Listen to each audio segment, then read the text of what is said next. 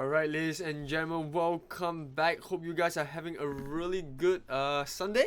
Yes. And today, welcome to the stream. Oops, get a little bit blur. Make sure that it's focused a little bit. This is the FSL circuit. My name is Iris, and casting inside me today, just like yesterday, it's Kindofu. Hi guys. And today we are into our first semi finalist, and we have Space Gamer Mamacita up against Reventil. Yep. And it looks like they're already on drafting. So let's just go straight into the draft. Right. So I think we caught a glimpse of the game between Raventail and Pink Phoenix. Oh yeah, it was on the Thailand stream yesterday. Yeah. So I think Raventail is quite a strong team. They have very good grasp of how they want to play their team comps as well as the rotations around the map. So I think this is really interesting for us because Space, as we have seen yesterday, really dominated whatever games they were, whatever teams they were placed against them. Yeah. So it'll be interesting to see. I don't know. Depending on the draft, I really think this is a 50-50. It can go either way. I think it might be. Yeah, it most likely could be a 50-50. I mean, it is still early into the draft. We haven't really seen either of these teams play a different style yet. Yep. Or rather, for Space Gamer Masida, we've seen them play a little bit more aggressive towards the early game, and then they usually maintain that snowball lead all the way. So hopefully they will do the same coming into this game. But we went to, like we said, we saw a small glimpse of them. Yep. They played really well against their opponents as well. So I think this could be a challenge. But yeah, today we have two games that will be streamed. First is this game that you're watching, it's the BO3, and then we will stream the grand finals that will be happening after this match. So that match will be the winner of this game up against, or rather winner of this set up against the winner of the matchup between Biraram United Esports and Day 9 Realme. Which we saw Day 9 didn't have too much of a difficulty as well, similar to Space. 2-0 their opponents on Lunaris as well as Mary Jane. So unfortunately for them, that is the end of the line, and the losers of these two matchups will go to the third playoffs. Obviously, we will also have the winners of the competition come to the FSL Elite and represent Thailand in Singapore March. That is the matchup. So if you want to find out more about FSL as a circuit, as well as catch all the other games that have been happening, catch all the news on FSL, you can head on down to our Facebook page as well as our Instagram or any of our streaming platforms. But before we go into the draft, big shout out to official partners Dreamcore, Super Solid, Aftershock, and Yahoo for being our respective partners. But let's go into the draft, shall we? So we're gonna see Florentino as well as Zeno getting banned out. We're gonna see Varus getting picked up by Space. Nothing too weird so far. I would have thought that Varus was banned out, but it looks like we're seeing a lot more Xenios getting banned out. Yeah, I think they understand how dangerous Xenio can be on the back line. Of course, late game Xenio can be very tanky as well. But I think one very interesting thing for us is that if you take a look at Raventail, you can actually see Tane as one of their first picks. Which we have been seeing Tane being banned out throughout the games yesterday. So I think this is interesting. Perhaps we'll get a glimpse of why Tane is being banned in this particular side of I mean the hero is pretty straightforward, right? You have a little bit of a dash, you got a push as well, you got ultimate that does a really huge amount of burst.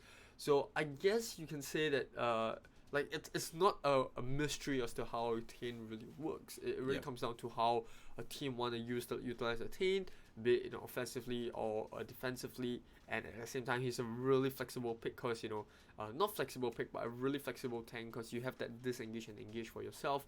And he's a very thick tanker as well. So it's a really good front line. They pair it with a Maja, and suddenly your front line looks really thick, really solid. And you can kind of just focus on maybe picking a babysitter. And Joker.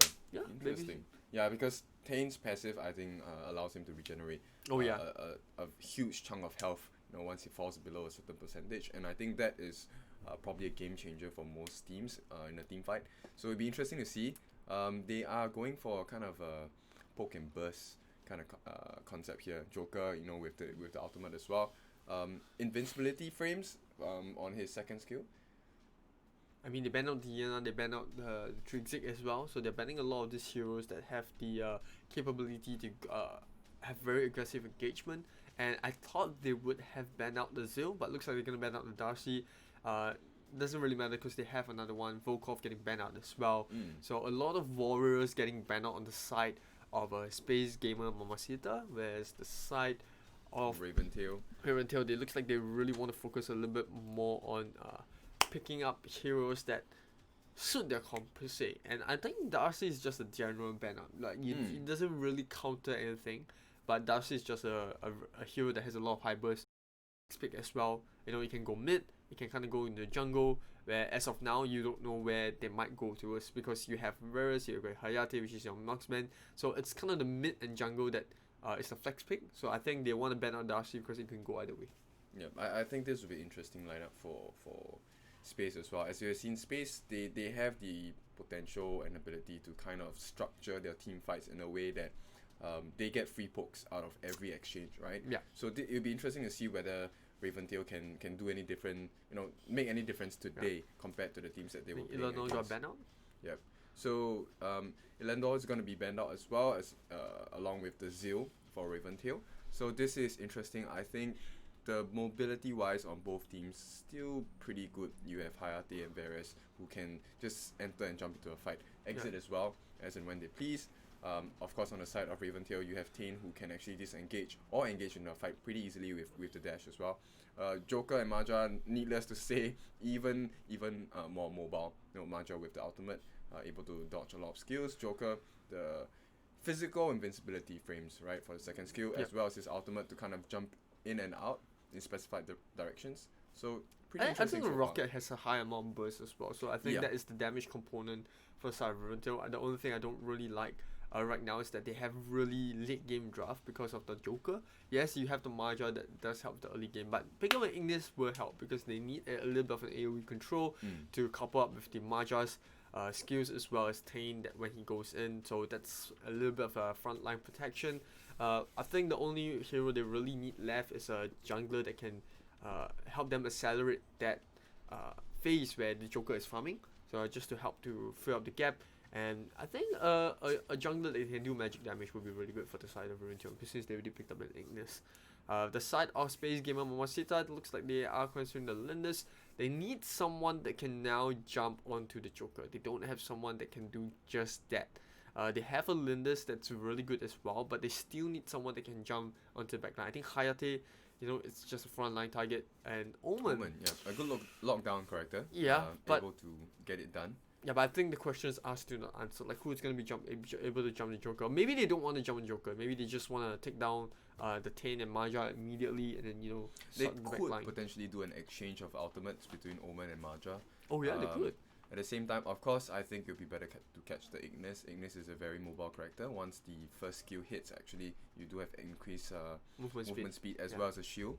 So and he took flash as well. So you need that because Ignis kit doesn't give you any sort of escape mechanism. You have that movement speed, but it's not like a jump. It's not like a dash. It's not a gap closer. So you do really need that flash. I think perhaps Raventail can go for a more tanky kind of jungle, maybe a Zephyr or a Zenith as well, just to prepare for the fact that they might get locked down by Omen, since probably she's going to be the first one to jump in as a jungler, right? Murat, alright. So this is going to be a tough game for Omen itself, which is going to be played by Star. She's going to have the job of trying to lock down Winnie with the Murat. If she can pull that off, I think that should secure at least half of the fight for the team, right? Yeah, but it's definitely going to be quite hard because Murat isn't the easiest of heroes to actually get locked down on. Yep. Although they do have the net as well, so if let's say the Murat wants to come in, she drops the wind chain, wind cuffs. She can drop the tornado wall as well, and then it does help a little bit because if the Murat commits to the fight, or rather if the team commits to the fight and the Maja comes in too, then you have the net to kind of displace them. She can just stay in the middle, uses the ultimate, and suddenly the Tane and Maja can be caught out really badly. But then Tane is just a really good character after all. It's not the easiest to just zone him out of position because he has that dash. At the same time, his passive does allow him to sustain a little bit more into the fight. So I'm sure that that is questions that Space Gamer Mamacita has to answer into the game. But coming into this first very matchup between these two teams, which hero do you think is gonna be the star of the show for either side?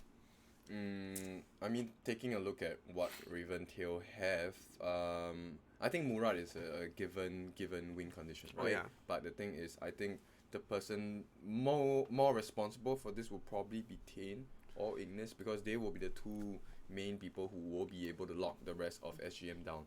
On the side of SGM, I think it really comes down to Annette. Annette's ulti can actually displace, set the tone for the fight, right? If she can separate the carries from the majors and the MMs, I think it gives them a lot of space to play around with, allows Star to go for the correct targets they want to go for, and Hayate and Lindis can just finish the job up at the backline. Varus just continues to tank and dish out damage. No, absolutely, I do agree on that as well. But for now, let's take a look at what we have coming into the first game. This is the first game matchup between SGM and Raventail. Right, best of three. I'm sure both teams will treat it like a best of one, for sure, for every game. So let's take a look at what's going down. So far, throughout the games we have seen yesterday, I don't think the teams have been very hyper aggressive on the invade, the level 1 invade, right?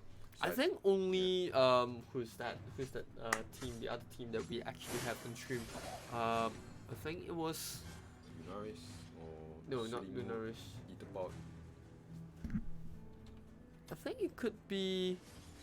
Well, okay, hold that thought, as we do have a level 1 First blood.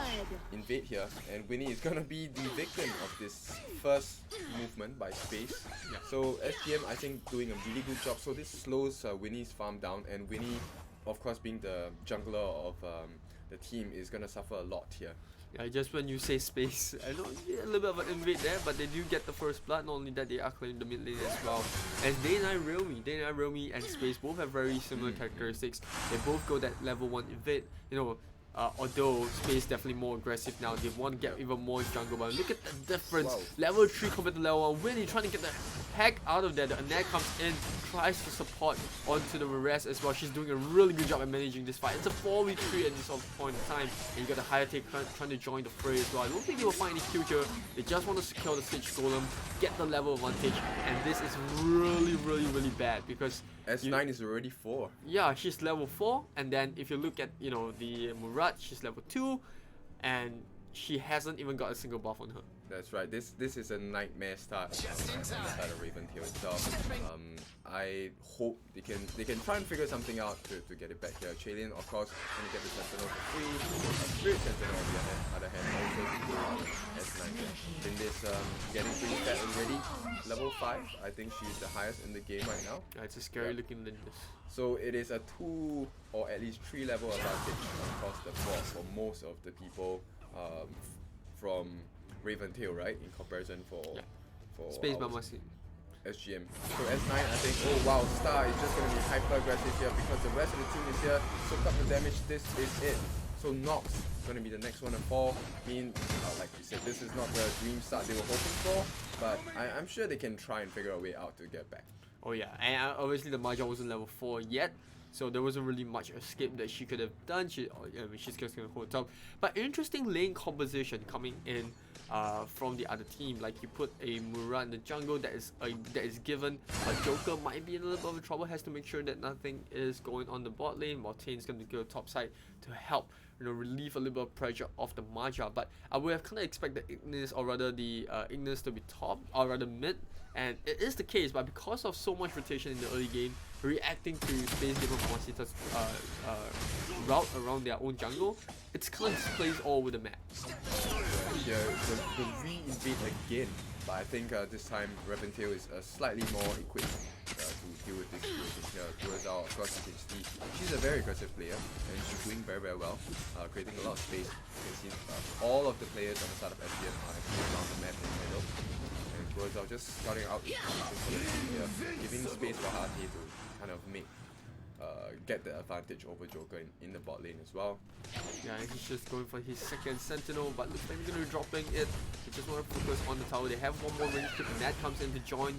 Try to zone the Joker out of position. They will work, or rather finish off the Sentinel before they work on the Berserk Dragon mid lane. The Vera's up against the Murad. They might just go for a Temporal Turbulence available for him. 1 plus hit, and they might just get the Kurazao. Oh, Oh, just comes up just in time, and that will displace him right under the tower. And Winnie trying to buy her way out of this. She might be able to do so, but both the Maja and Murat are really low. The good thing is they managed to stop Space from getting the Abyssal Dragon. That's right. So that skill rune that they have set for themselves really showing their money's worth here as Varus actually makes it out here. So this is going to be potentially the Might Golem going to S9 or Lolicon. Probably S9 since she has jungle buff as well. And so S9 here, if you look at the rotations by HGM, it's really beautiful because they're constantly 3 men in your face at either one of these things, right? It's really easy to follow the camera when as well. You just need to follow this 3-man rotation and you pretty much catch everything on the map. Or rather, that's the case for now. But this is going to be the first siege weapon up, but we already have that first tower down in top lane. First AD not taken yet, but it is Space Gamers who are leading way ahead. They have that 4k goal lead, 5 minutes, that's 1.2k per minute, and it looks like they might finally settle on the first Abyssal Dragon. Right, Chaylin, I mean, she's one of the highest, she has one of the highest goal counts in the game at this point of time. Already 2.8k, this is one item across most of the people on the side. So as you can see, once again, 4 members, good rotations once again, they're going to force the issue here. This is a free tower as well as a free shield by the bottom lane. So if you look at the goal difference, it's crazy, it's close to 4k. This is the first AD of the game. Of course, this is going to be level for the side of the game. It's really easy for them. The level advantage and the goal advantage is yeah, and not only that, now you can see the Joker, they have a little bit of trouble trying to close the gap. Obviously, Linda's already starting to pop off. She does have Smite, so she's definitely way ahead in terms of if you compare the two marksmen. The jungler not doing too well as well. Avocado doing her best to try to buy a little bit of time for the rest of the team, but it looks like Space Gamers are wrapping it to second gear. They are now starting to take all these objectives. Already 2 towers down in the bot lane, and looks like they are headed towards where Murat is. Have to be careful. They want to kind of force the issue, make sure that, you know, Winnie stays as underfarmed as she possibly can. Space, they are doing a very good job of kind of controlling the lanes as well as the jungle. It's really important in the playing against Murat. So Winnie, I think she's got a work cut out for her, right? Well, as we are going to have another tower for free. I think at this point of time, Raventail, there's not much they can do here. You know, just to make sure Winnie doesn't die too many times. Shaylin goes in. I mean, she just goes in. She knows how much of an advantage these guys have altogether as a team, and you know, grouped up as 5, you can't do much. Yeah, and they have the Omen as well, so he can kind of just use chain to just make sure they can get them down. There's no form of skip available from Star, and the rest of the team can just power up. And they look so scary when they're rotating as a group of 5, because there's absolutely nothing that you have now. Every single one of them is overfarmed. You know, your highest level character is Vinny because she's level 9, but if you compare to the other side, the lowest level is Kurazao and Space Star. So both looking really scary. I mean, the whole team is looking really scary. Yeah, S9. I think this is a staple here, as we have seen yesterday and today. Space gonna get the DS, the Dark Slayer, in record time here, 7.5 minutes. And Tane has yet to get his first major item. Like he just managed to complete his glider boots, but it's not enough. And if you look at S9, she's already got the rank breaker. So she's already got, you know, armor piercing even before Tane's got his armor. So that's just scary. Super crazy, right? And Fenris Talon here on the side of slot of Star. So Star is not only super tanky, he's super painful as well. Yeah, and he's gonna shred those tanks to pieces, which means Tane is he's like a piece of paper to them now. Right. So S9, I mean, it's a bit scary on MM. Just has to be careful of the magic damage by knocks. But nonetheless, I think the entire team as a whole is able to support a lot of damage. So this is going to be the mount of attack on the top tower. For that second hit, it's melting so fast here, and Kurozo just making sure she's being a nuisance, getting the attention from the opponent too. So well done. This is looking really difficult for Raventail as they look to just push their luck here and try to get the final turret on the top lane. Yeah, and I'm pretty sure that Drake will take it down, and yep, it should be successful. And look at Space Gamers really making their way to the mid tower between the 2 of the second one, and mid Omen also pushing the bot lane, so that is all 3 lanes getting pressure on Varus onto the enemy lines. It's so tanky. He's taken attacks from all 3 members of Raventail top lane, and he's team down tower tower. has been So destroyed. Space, I mean, they are really far ahead. This is close to an 8k goal lead already, and item-wise, I think Raventail is still super far behind. And Space Gamer Mamacita, I'm sure they know what they want to do next. Get more objectives as well, leaving only a singular tower in the base on the side of Raventail. The AD has just been taken. I'm guessing they're probably gonna wait for the next DS and they're gonna end the game with that, just to keep it secure for themselves. Yeah, Lolicon has been really underrated as well. I mean, 100% kill participation throughout the entire game, making sure that she lands those win cards, making it, setting up all these fights for the rest of Space Gamers, and on top of it, a really good use of the tornado wall as well. She's using it, right underneath the tower. So what this does is it forces the rest of her opponents to actually just back off. There's just no way they can. Winnie gonna get caught again, so can she make it out here? She does make the dodge, but Winnie probably doesn't help it too low. Oh, she does get a return kill. Nope, she doesn't. Winnie just one more hit, but I think at this point of time, with the level disadvantage, this is the best that she can offer at this point of time. Yeah, Ayate pick up a slick sting as well, so that is even more damage going in the way of Space Gamers.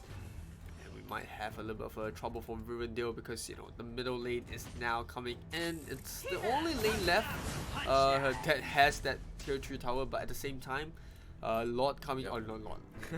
But Darkslayer coming up in 2 seconds, and that is gonna be second Darkslayer of the game going the way of Space Gamers. With no contest for sure. There's just no way they can go through, they have to go through Averas. There's Omen in the middle as well, he can rotate really quickly if they need, so man, tough game for Rundle, but I think this is pretty much GG. And Joker might get caught out here. I think he should be fine, he should be able to get out of it. Star actually landed there to top as well, but I think there's not enough follow-up. There's no other members of Space here on the team, but she's super tanky, super pain, so she can just hold on.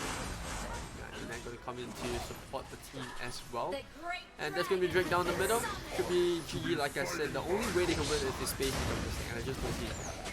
That's right. Marvin is probably going to die here, taking too much damage. But they do get a return kill, so this is the first kill of the game for Rivendell. Good effort to them. But now they have to deal with this Drake. And it looks like the tower will probably stand tower has for been Rivendell destroyed. here, but they're gonna maybe give away a life or not.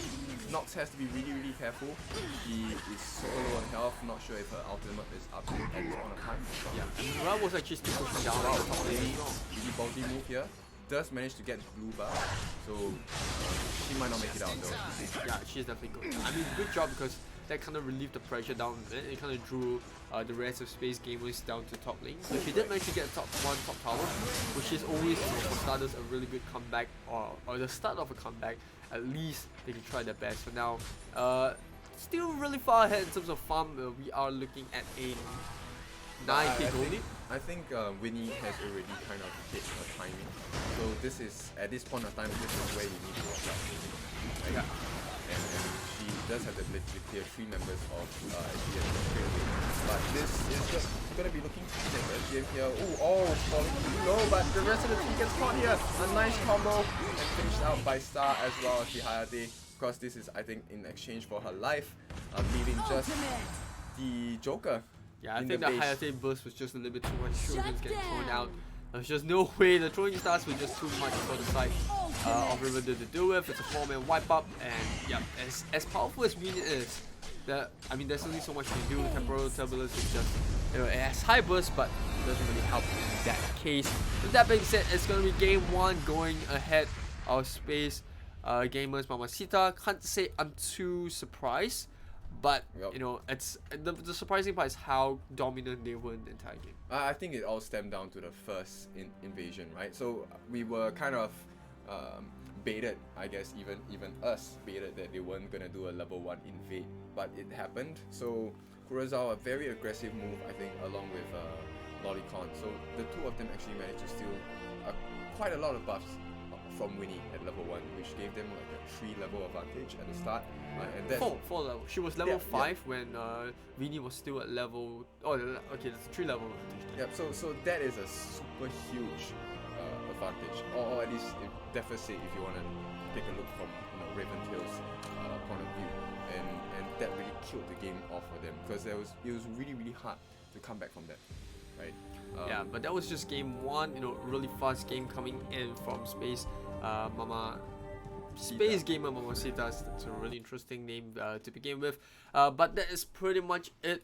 I think there wasn't really much to break down other than the fact that we are seeing Space Gamers Mamacita being very dominant, picking up where they left off. So we'll most likely go for a 5 minutes break, but when we are back, we'll bring you the second game between these two teams. Hopefully we can see Space, or rather Riventail, come back a little bit stronger coming into the second game. And yeah, we'll see you right after the break.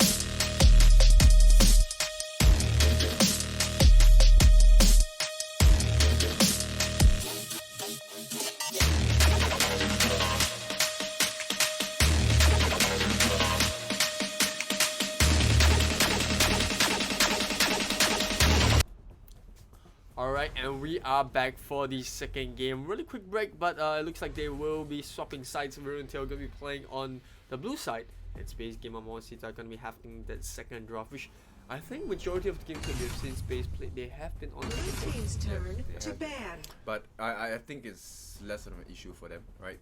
Oh yeah, I don't think it's really too much. strong regardless of whatever side of the map they have been placed on. So I think it really comes down to not only the draft, but the way that SGM has been playing so far. They've been really dominant, and it's something that I think the opponent teams have to watch out for. Like this level 1 invade, I wouldn't call it a surprise, but I think that the Riventail wasn't really equipped or prepared to deal with Red team's turn Oh yeah, absolutely. to ban. I think it's more of the fact that they defended the first invade with the team at the bottom side because they know that that's where the morale is going to start. Yep. But then, coming into the top side, I think they were not prepared for her to rotate so fast. That's and right. and the best part was Lindis was the jungler. So Viras was kind of like the mid. So they cleared the lane, they went bot to invade, team pushed them back, they cleared the mid again, and then they just went top. And That's right. they got the red buff, they got the first blood, and that was just more than Red enough. So team's turn I think that was to really ban. hard for the entire game for Murat as well as the rest of Riventail. The moment that your jungler, which is supposed to be your momentum, Gets the slowed person down that so starts the much, right? momentum, yeah, the moment it gets slowed down, then it's hard to pick up from there. And a team like Space, they don't give you any sort of space to breathe at all, which is quite ironic when their name is Space. So maybe they want all the space on Earth, and that's what they got. They got the entire foe, they got it, the top jungle, bottom jungle. And one important thing for a lot of viewers who are watching out there is about map control. The good thing about, or rather the one important tip for a lot of strong teams is that when you're up ahead, it's always important to continue that momentum and get even more out of it, because sometimes teams kind of lose focus when you get to that finishing line. They don't know how to push the game to end, and they just go around not taking objectives, and that gives the opponents space to buy back. But for Space Gamer Mamacita, well, no mistakes, taking every single buff available, taking Dark Slayer whenever it's up, and pushing every lane possible just to close the game up. But I think they played really well with Oh, that yeah. timing. Like every single lane, regardless of whatever lane it was, every time they secured an objective or they were going to get a new objective, most of the time the lanes were pushing in, right? So Raventail had to defend. They couldn't contest any one of these objectives, and I think this is a very strong point about Space, and I think they're looking to continue this. Now it's going to be switching sides, of course. Omen going to be taken on the side of Raventail instead, along with the Rogue and Xenio. So this is a very tanky lineup, right? I like this lineup from Raventail. Red team's turn. A lot of to damage pick. as well as a lot of lockdown and a lot of health. Yeah, Varus and the Darcy got banned out as well, so obviously they want to ban out the Varus. We have seen how comfortable Space Gamer Mamacita are with the Varus, so being banned out, they will settle for the Yena as well as Krignak. Both also very irritating to deal with. Yena obviously going to be going up on the top lane, while we're going to see Krignak in the jungle. He's going to be up against Rogue. Not exactly up against, I mean Rogue is an MM after all, so they can actually just pick another fighter or maybe another mage down the middle. Well, I mean, on a 1v1 situation, if I don't remember wrongly, I think Rogue just destroys Krignak. I mean, they have very different concepts. Krignak is a burst hero. Rogue is a little bit more of a up in your face, kind of different. Like you kind of see the burst is still you kind of see a Rogue coming up to your face. It's only whether or not you feel comfortable catching him down, or you think you can win the 1v1. Which in most cases, I don't think there are a lot of heroes that can deal with Rogue. Like the only heroes that can really deal with him are heroes that have disable, heroes that have very high lifesteal, like a Kilgraf. I think even the Lubu will lose to Rogue if he's not careful in terms of how he if plays there is himself. an advantage they have taken for themselves. So I think this is the win condition for Raventail. They want to kind of snowball as fast as possible because like I said, I think Krignak doesn't match up to Rogue that as much, especially in the late game as well. I think Rogue with the shield just kills Krignak right away. Yeah, absolutely. I think towards the late game, anyone can kill Krignak if they have farmed enough, and Krignak does lose a little bit of that burst damage that he has towards the late game because everyone just gets a lot of armor and a little bit less squishy. But Tail on Us will be picked up on the side of Space Gamer Momosita. They will pick up the MM for themselves. They're going to ban out the Hayate. And the other side, Mnet is going to be banned out. So now they want to ban out, or rather Raventail want to focus on banning out a lot of heroes that have really big comfort for the side of Space Gamer Momosita, like we saw in game 1. That's a very difficult thing, right? We have seen Space they have a huge hero. Yeah, they're super well versed in most of the heroes. So I think this is not a huge issue for them. But I think what Raventail needs to look out for now is that they need to notice that they don't really have range heroes in their lineup currently. Yeah. It's Rogue, mostly Xeno, Omen. I mean, they can pick up the range heroes now if they want to. I don't recommend the Joker here because Joker is just gonna get destroyed by Tawanas. And they kind of need MMs that can be able to deal damage from afar. I think Violet will do a really good job here. I mean, Violet is able to get out of range of Krignak as well. She can kind of use her role, and she does have I think Wisp is I a kind of good forgot about addition Wisp. to this. Wisp or Yawn, I mean with the stuns and as well as the ultimates from both characters, I think either of them pairs well with a Rogue, Omen and Xenio lineup as well. So it's going to probably be a D-Rock. This is a D-Rock, yes, D-Rock here on the side of Space. So we've already seen D-Rocks play against Space. We haven't seen Space use D-Rock yet. So it'll be interesting to see because I'm sure they know their way around such heroes. D-Rock is a really strong hero, especially good lockdown, and it can kind of displace members of the opponent team. So this, to me, is a very good combination along with Krignak and Tawanas because this means that Krignak and Tawanas kind of will be able to go in for free. Yeah, I think having a little bit of a difficulty trying to figure out what would be a really good draw for Raventail. They need someone that's able to. Kali. I don't know. I mean, they have a good. I mean, picking up Kali will help in their burst damage. It does help definitely. She does have a very good passive. Yeah. It's very painful. Well, as you were saying, so Joker. Yeah, I don't know about the Joker pick. I really don't like that pick. I think Joker is a really strong hero, but coming into this draft, I mean, if you look at what Space have on board, I mean, a Krignak, a Tawanas that can outrange Joker early game, and obviously she's not going to do well against Yena as well if he comes in for the gank.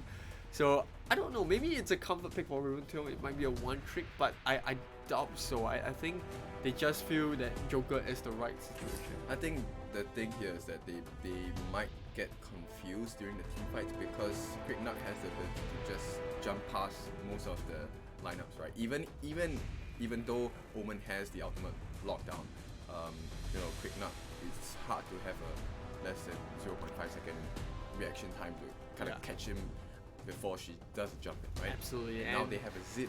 Eventually, it's not looking too good. Oh, on surprising! It's surprising that Zip got let through all the way to the last pick. I mean, usually it's either a first pick or first man, but this time around, I think Zip looks good on this draft. It does help them a little bit as well. If Omen does catch someone, Zip can just get him out of the lockdown. It can actually absolutely help them as well. If a root comes in, Zip can also kind of disengage from the team. So the only real target that they can go for now on the side of Rivendell is take the Zip out before the team fight appears. If you don't take out the Zip, then there's going to be an issue. Just like we saw in the first game where Space Gamer Monster. I think what's really dangerous about the team is that they make heroes that don't look dangerous a core part of the rotation. Like, the Annette coming to game 1, the Veras obviously is dangerous, but the way that they use the support, having 100% Q participation up to even the late game, making the whole team work and gel together, that is what is dangerous about SGM. And now with a Zip, man, I think it's going to be a hard matchup for Rivendell. remaining. Right, I'm curious to see how they will be playing this Kali on the side of Rivendell. Of course, there is the typical magic damage where you kind of use your ultimate to kind of kite the team, right? But right now, I think what will do good for them is to have the normal attack magic damage Kali. That would be interesting. So she does have the range as well, which we kind of mentioned that they lack. So they pick up the Kali. I don't know. I think the whole draft is not too bad, other than the Joker. I'm not trying to be biased against the Joker. It's not that I don't like the hero. I just think that in this draft, 5 might have a conquerors, difficulty. you have to trust what they think about. Well, I mean, the draft is quite impressive, but if you consider the fact that all 10 of them are conquerors, then that kind of removes it out of the equation. I mean, when it comes down to knockout stage, ranks don't really matter. If you make a small slip up, then those ranks don't. Yeah, you'll be mean punished nothing. pretty hard for it. So I mean, I would probably favor SGM's lineup and draft a little more. I think they have slightly more options in comparison to what they have on Rivendell. Welcome to So Arena. Rivendell, I think they have their backs up against the wall first and foremost. Get This ready. is catch up Minions will game, be right? They have to deployed take this in win, 5 try and make it seconds. even. But we'll see how this goes. Hopefully Prepare to engage. they get the first defense of this level 1 invasion done. Right? Yeah, absolutely. And now we are ready to go into the second game. And like we said, that gang might be on the table, available for the Rivendell to kind of defend against. And true enough, Zip, he's going to use Angry. He's going to take out the Sage Golem and he's going to bring it far, far, far away. And that is going to Lolicon be... might pay the price though, as the rest of Rivendell fall in and they actually get the kill. So this is good. Is that worth it though? That's the question. Because Weenie now, she's still going to be on level. She'll still be able to get that level 2. The only downside is Quicknut's already going to be hitting that level 2 when he gets the small buff. So Well, Quicknut is a very fast jungler, right? As we already mentioned. But I think not only that, I think Telenas also at the same time that Zip was trying to take the mic buff. Oh, sorry, was it blue buff? Yeah. Telenas was going for the mic buff on the bottom end, but I think she was able to stop by Joker as well. So I think that would have been worth it if they invaded immediately into the jungle and stopped the Quicknut from getting the mic buff. That would have been way more worth it, because now the Quicknut is still gonna get level 4, right? You get the first blood, but you don't have too much of a lead. You lost that mid advantage because you were busy trying to defend your own blue buff. So it's kind of a fair trade-off per se, but not too much out of that first. Nothing too much for Zip to lose. Chillin for a first time, not doing too well in lane. Good rotations here on the side of Rivendell, making sure that Telenas does not have a perfect start, as she is one of the main reasons and factors where they can actually win team fights later in the game as well. So babysitting here by Marvis on the Zenio. It looks like S9 doing a really good job getting up her farm as fast as she can. Vinny coming down to the mid lane. He has the double buff, so I think they are looking for a fight right here. Quicknut doesn't really have his Sage buff, and both Sage buff will run out. Winnie might get caught out here, the rotation, they do spot her out, and it looks like, ooh, there's a lot of damage here, close to half her I think health. it's a blind shot. They knew he was in the bush, but I think they just threw everything there. hoping to hit. Yeah, And Kurosawa, I mean, we already know she's good at heroes she plays, right? But I think this map control so far they have shown on the side of SGM is really doing well for them, as they are probably going to secure the 80 for themselves. Oh no, have they dragged too far? Okay, they haven't. But so this is the first time I think we have witnessed at least a attempt at a contest for the AD against yeah, but SGM. I think Marvin's done them at level 4, so they were not too confident taking the fight. You can see he uses his jump away as well, just to make sure he gets placed. Kurosawa has to be a bit careful, although, now he's getting surrounded, gets spotted on the mid, gets a little bit of a pull, but he knows there's just no way he's going to win 1v3, just going to back off. I mean, Nox is doing a decent job of holding her lane so far against Yena Rimu. So, Rimu, I mean, yeah, we've seen this matchup yesterday. Yena, depending on how much of an advantage, just measures Omen quite bad. Looks like they're gonna interrupt this Might Golem attempt here by Winnie, and looks like the team is gonna try and force the issue here. First kill for the game, as Marvis actually makes it out alive. Yep. So SGM really aggressive, all 4 members are already down. It looks like they're gonna have a rotation from the mid as well. Yena trying to control the lane for herself. Oh, what a nice stun there. As S9 looks for space to try and jump in. Oh, they actually do get the stun. Oh! Looks like throws out a nice shot there, and it's gonna be the second kill. No, first kill for the team. And Lolicon saving the day here. Can she make it out? And she does here with the Kali ultimate being used, but to very little avail here. Throws out so tanky. Yeah, good reaction coming out from Lolicon as well. You know, using Angry at the right time, getting every single member out of danger, using Sprint as well, just to make sure her team gets alive. Really couldn't chase as well. So really good play coming out from Space. Like game management, they managed to pick up Zeno as well. So it's not too bad. Not too bad. Yeah, it's a 1-for-1 right at this point of time. So Oh. 2-for-1. Joker actually gonna be the next one to take a blow here, as Lolicon tries to be irritating, get in Marvin's face as well as Winnie's face to make sure that the jungle bus, at least we don't get it for free, right? Yeah, meanwhile top lane, Omen and Yena are going to be calling it a draw. A stalemate rather, but Omen obviously trying his best to steal a little bit more remove, waiting for the last hit, but it's still getting stolen away. Oh, Right. Abyssal Dragon, maybe? Oh, here's another fight. S9 here, they are attempting to start the AD, and I'm pretty sure Marv is not gonna try and let that happen. She's pretty even at this point of time, so she is able to tank quite a lot of damage. But of course, contest not gonna work out, as S9 are gonna be chasing in for win. Not too much damage, just a bit. As long as they haven't grace here for Marvis. A little bit of a wasted, I think wasted ulti from a little bit not needed. Oh, really? The roll comes in, they might be able to get it as well. It comes in right on time, and the Quick Now we're able to get 1 kill onto the Zeno. And like I said, that was a little bit of a premature ulti right there. Darcy gonna be using ultimate as well, hopefully to land on a rogue, but he's already away. Good engagement coming from Space as well. Right, I think they caught him at a really bad time, especially at how Zip was around and rolling. So Winnie was kind of confused, they made it confusing for her.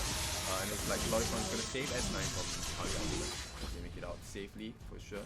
So this is one of the strengths of Zip as well, as we already mentioned. And it looks pretty even so far. Just a slight advantage, a 2k advantage of Space.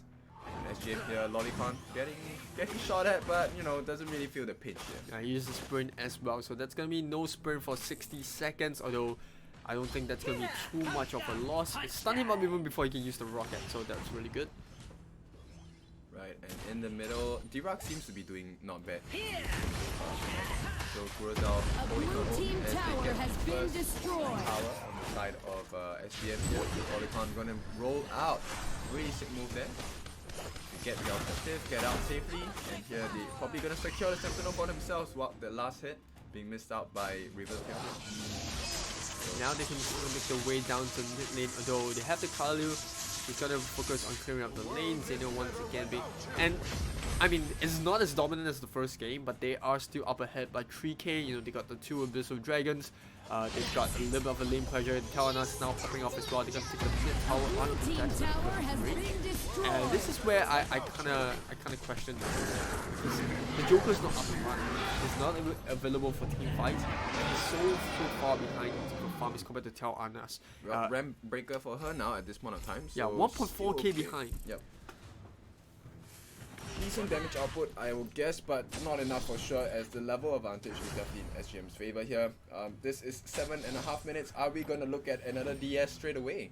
Oh, I don't think so. I mean, the rest of Riventail are quite nearby, so I don't think they will risk that fight. Although if Omen and Xeno reviews themselves, Winnie might get caught out here. Actually, a ballsy move, trying to go in, gets the shield, and she actually gets a kill here. Kurosawa, that passive on the skill actually makes it safe for herself. And looks like Marvis is gonna be the first one to fall. Too much damage here, too much magic damage, I think, on the side of SGM. So Xeno, I think with the item build that she has gotten so far, just managing to get a bit of magic defense. But it looks like here, Joker's gonna fall as well, as the rest of SGM, they smell blood, they A just blue go team in tower has been everything. destroyed. yeah, I mean, Lolicon did a good job as well, following up onto the Ultimate. Reras, half chain, making sure that they get not only the lockdown but secure the kill onto the Joker. And I mean, 15 seconds, no Joker. It's gonna be quite easy for them to pick up the Dark Slayer. And 30 seconds late, but here comes the DS for the side of SGM, right? No contest once again. If you look at the positionings and how they're positioning lanes, really easy for Space to kind of take all these major advantage for themselves. So this means the Drake is in their favor and not gonna do too well against Winnie here. While Winnie comes down to fight and get some help. So Winnie, like, take a look at the DPS on the remove is probably dead. So Winnie, well done in terms of rotations to her, saving Nox as well. So now Space, I think this is not as easy as the first game, like you mentioned before, but they still have a lot of this. Yeah, absolutely. But now let's take a look at how Shalin is doing. They've already got the Dark Slayer buff, and obviously losing Geras is not what they really want, or losing Rimu is not what they really want. But I mean, it's not all that is lost. 4 seconds, she should be up. She still can make it. They also get the Abyssal Dragon through the Quick Knock, and this is where I think the next engagement is going to define the game. If they don't get caught out, she did bad positioning as well, but Winnie, turns his target down onto Darcy. Angry, a little bit too late coming off from Lolicon, and they might pay that for more. The Drake on top lane, but I don't think they can go for the push.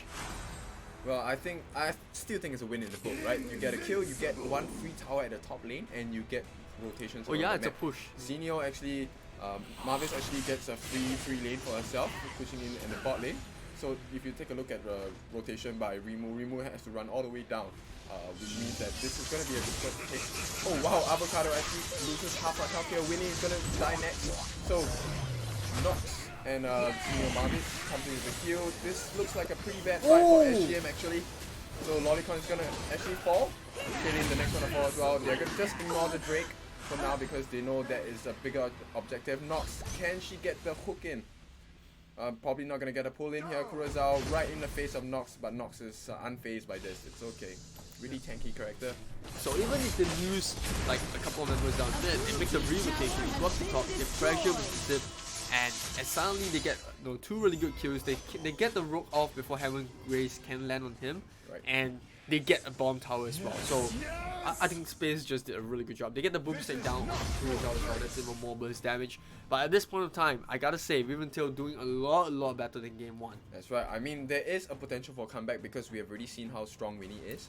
So Winnie, I think what they need to help her with is just a faster reaction time in terms of the Heaven's Grace from Marvis, right? Once that ultimate jumps comes down, that heal towards Winnie, she kind of becomes a god, essentially. Second line.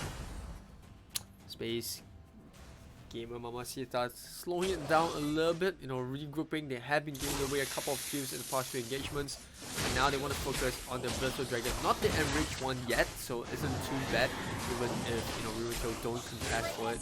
Although we do see the rogue going around. S9, he's contemplating it, but good disengage there. Meanwhile, they do find a kill onto the Omen top lane. Lolicon gets knocked out onto Darcy as well. Not linking up for the Darcy, but S9, it's a she's kill. gonna jump in? No, she's not. Oh, that was close. I don't think it's the right jump. But, Avocado gonna be using the ultimate to clear up the lanes and make sure that they got pushed back. But this is the setup for the Okay. Dark Slayer. That's right. So one member the numbers advantage, and it looks like Rimu is going to be their attempt A at a blue team redemption tower fight has as they been use the ES. destroyed. At the bottom lane, Marvis is actually going to help out and try and catch, but Rimu, as we already know, really tanky character, so she doesn't mind having this skirmish, right? As the rest of the team has already completed the objective for the DS, they're going to come down, make the rotations. You can see the whole team marching down. They like to move in numbers of 4, right? So they give Rimu a lot of space. Winnie, does she get a kill on S9? No, she doesn't. Too painful for her as Winnie gets taken out, and this doesn't look too good. She's out. I'm not sure how long she's going to be out for on the side of Winnie, but Winnie's going to be out for 29 seconds. That's a very long time, especially when you have very tanky characters on the side of SGM, and very painful ones as well. S9 busy farming up the buffs, making sure she is as strong as possible, as the Drake is going to continue the pressure on the bottom lane. As you can see, in the middle lane, Marvis actually the next one to fall. Dirak, a nice kill. Yeah, that's gonna be a little bit of pressure coming in from Space Gamer. They really want to end the game right now. And Rook will come out, but no Zeno, no Heaven's Grace in the next 28 seconds. This might be a big game changer. Krignark still farming the jungle while Tao Anas alone. Look at how quickly they're striding this bottom lane. Mini comes up, but has to be careful. Gets stunned out by the Darcy as well. That's going to zip, slowing him down. The stun coming up. Right. So double stuns, all the lockdown onto Winnie. I mean, this is really brilliant play by Space here. SGM, they really know how their characters work, and looks like Avocado is going to get poked off as well, as Chaylin just comes in with the damage. It doesn't matter whether you use your ultimate or not, she's just gonna burst you. And this is game set here. SGM is gonna be your first grand finalist of the day. Beautiful play here. I think Raventail, they did pull out as many tricks as they can. They came in. Winnie really took a stomp, but she did it. She did it as best as she could. She managed to get a few kills along the way as well, but of course SGM, I think they just had better coordination, better farming, and as well as lane control, right? So once again, it was the same story. SGM, they managed to kind of take a look at how they want to structure the timing of the lanes. Once the pressure was in, they took the major objectives, get the towers, and get the kills. Yeah, I think, having the Telenas on the team definitely does help quite a bit if you consider the fact that, early game they were pushing really quickly. Although Shenlin didn't have the easiest of game in the first 5 minutes. You did see Winnie as well as, Marvis coming to the bot, trying to pressure Telenas, making sure that, Ruby, who's playing the Joker, can catch up, not only in terms of farm, but doesn't get pressured too much by the counter laner as well. So I think in all in all, it's just Space Gamers doing a really good game management in terms of from the early to mid. Although we gotta say, the side of Raventail did a really good job coming into the second phase of the game, where they were pushing back Space on a couple of occasions. They were finding a couple of pickoffs through Winnie, but there was only so much that the Rogue could do. Once you hit that late game, when the Telenas comes online, she's got a Sling Sting. She's got all the Rapier as well. All the damage coming in, then it's gonna be tough. But that being said, congratulations to Space Gamer Mamacita. They will be your first grand finalists in this matchup, or rather in this Thai qualifiers. They will be up against the winner of Biruram United Esports and Day 9 Realme. We'll try to get the score up for you as soon as possible. But we'll go for a short break. When we are back, we'll bring you the grand finals of the Thai qualifier.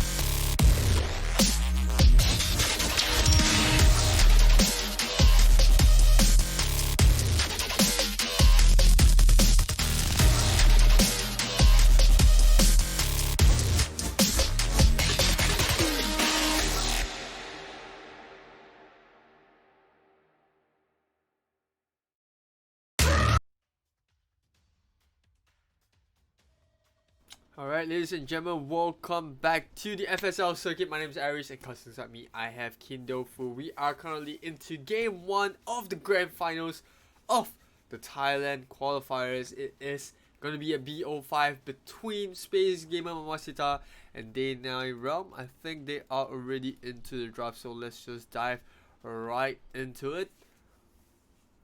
Alright, so we have our first pickup coming up from Space Gamer Mamacita. They will pick up the Veras. We have seen how scary they can be with the Veras, so I'm pretty surprised that they actually gave it over. But obviously you gotta ban out the Zip and Cricknut, and so they will pick up the Hayate and Malok on the side of Day 9 Ryomi.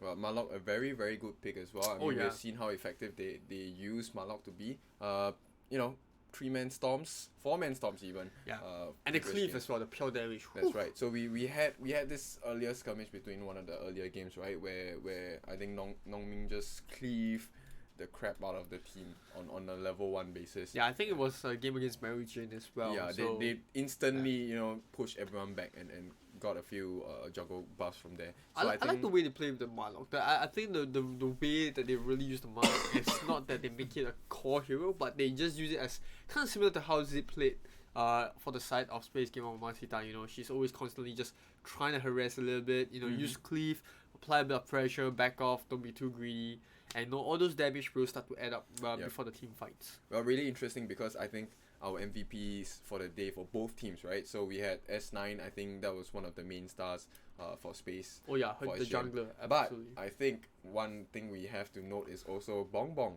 on the side of Day 9. I think she did a really good job. She controlled the off lane. As a tank with her Tara, insane. So much sustain for the team. So I'm really curious to see how she manages to make that same plays again for today.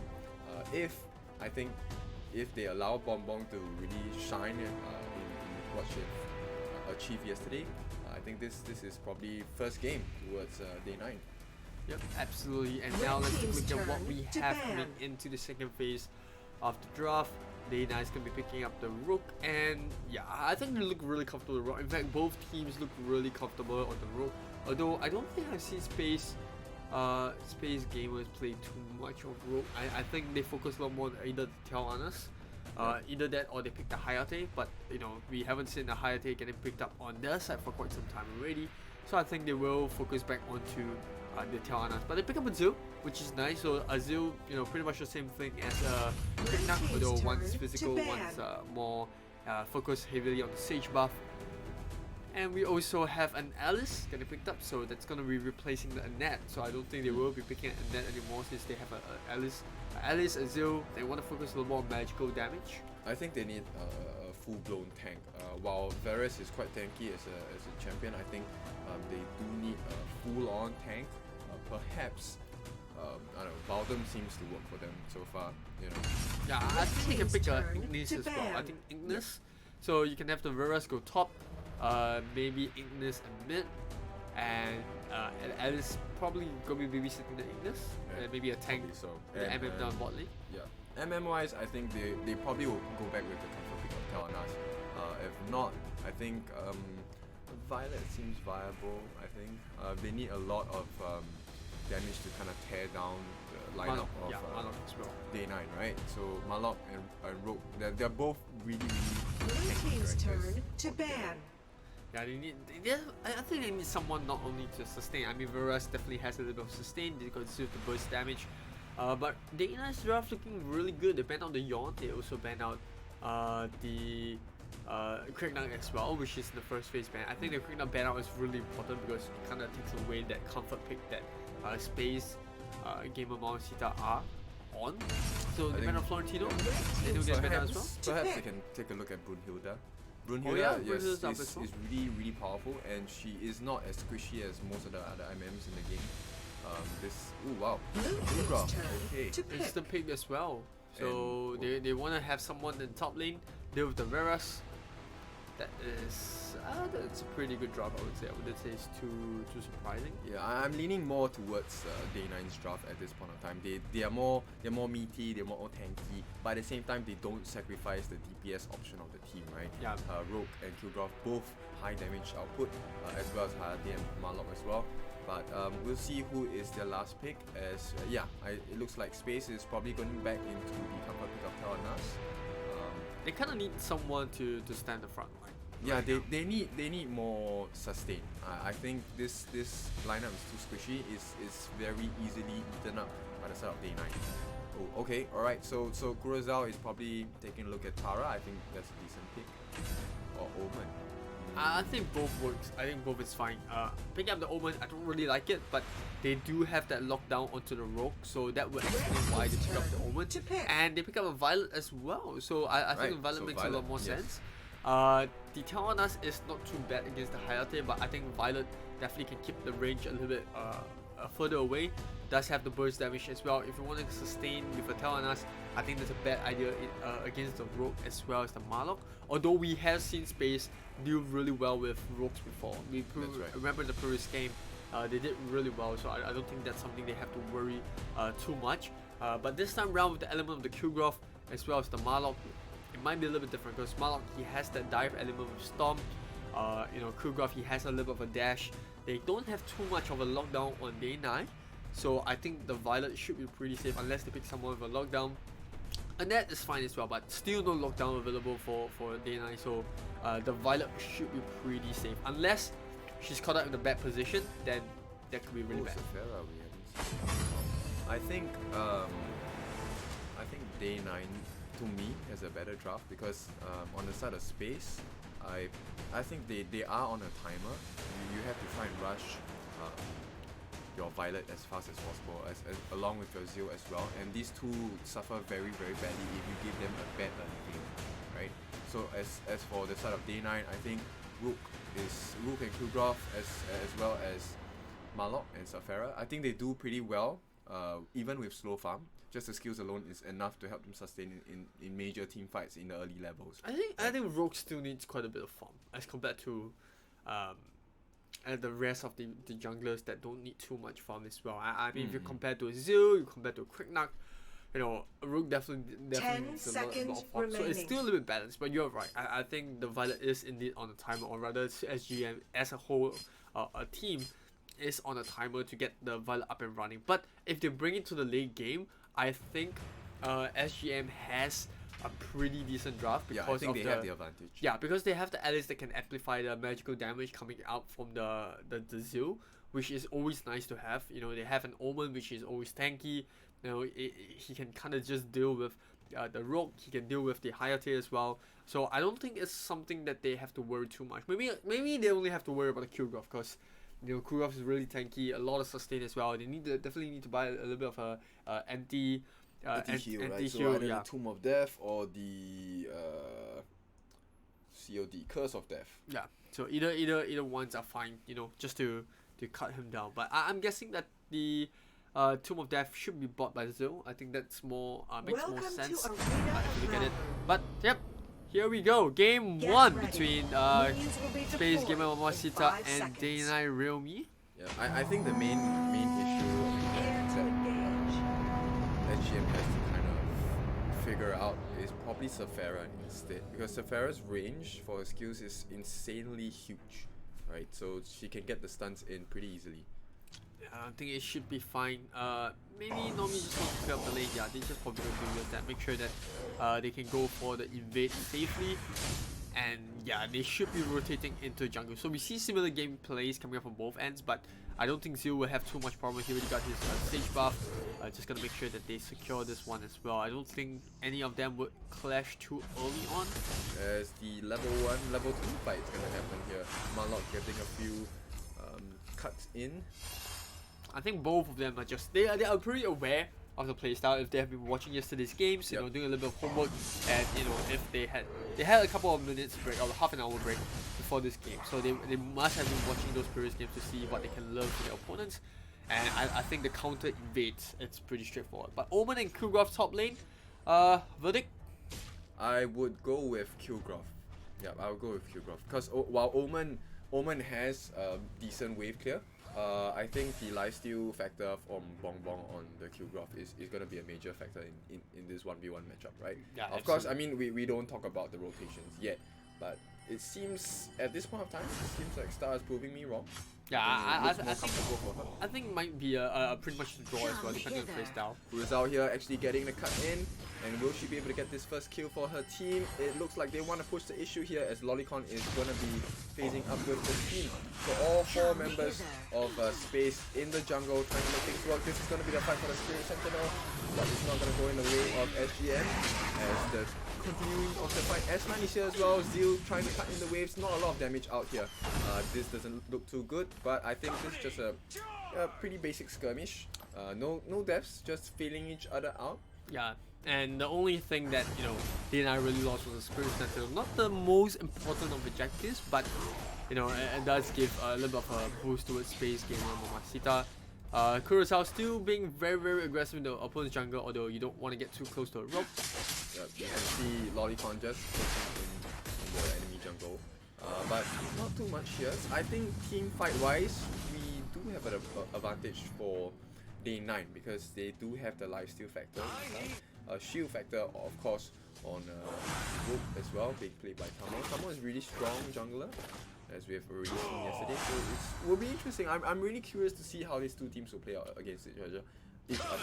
But I think now we might see the first skirmish on top as Omen, being played by Star, is trying to get the red buff for herself.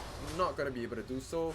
Obviously Kilgrove with the lifesteal will be able to secure that might buff for her teammate. Tamon will be actually getting that might buff as we speak. Wave clear wise, Star I think pretty decent, but you can take a look at the rotations by Space. You know they are very aggressive as we're moving to the bot lane. They will be pushing down the bottom tower here, rushing out and trying to get Lover down. Less than half health. Sharon is in as well. Can we get the key from the Marlock? Stomp misses actually. Good jump by Charlene as well, just to avoid the stomp. But even if she got caught out, I don't think that was too big because Sharon and Lover were too far away to actually follow up. But that is going to set up for the AD. So obviously Day 9 having 4 heroes in bot lane, I think they will secure this one.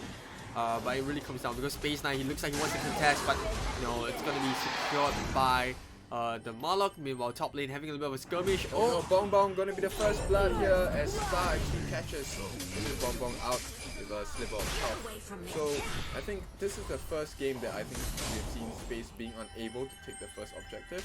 So AD actually goes to the side of Day 9, right? Interesting though, they actually lost a kill in exchange for that. Sharon just toying around with Kurosawa, who actually misses a stun as well. She's caught in no man's land here. Will they be able to get the kill here? As Sharon, I think she won't be able to make much difference here. As the rotations by Space are pretty decent, causing a lot of problems.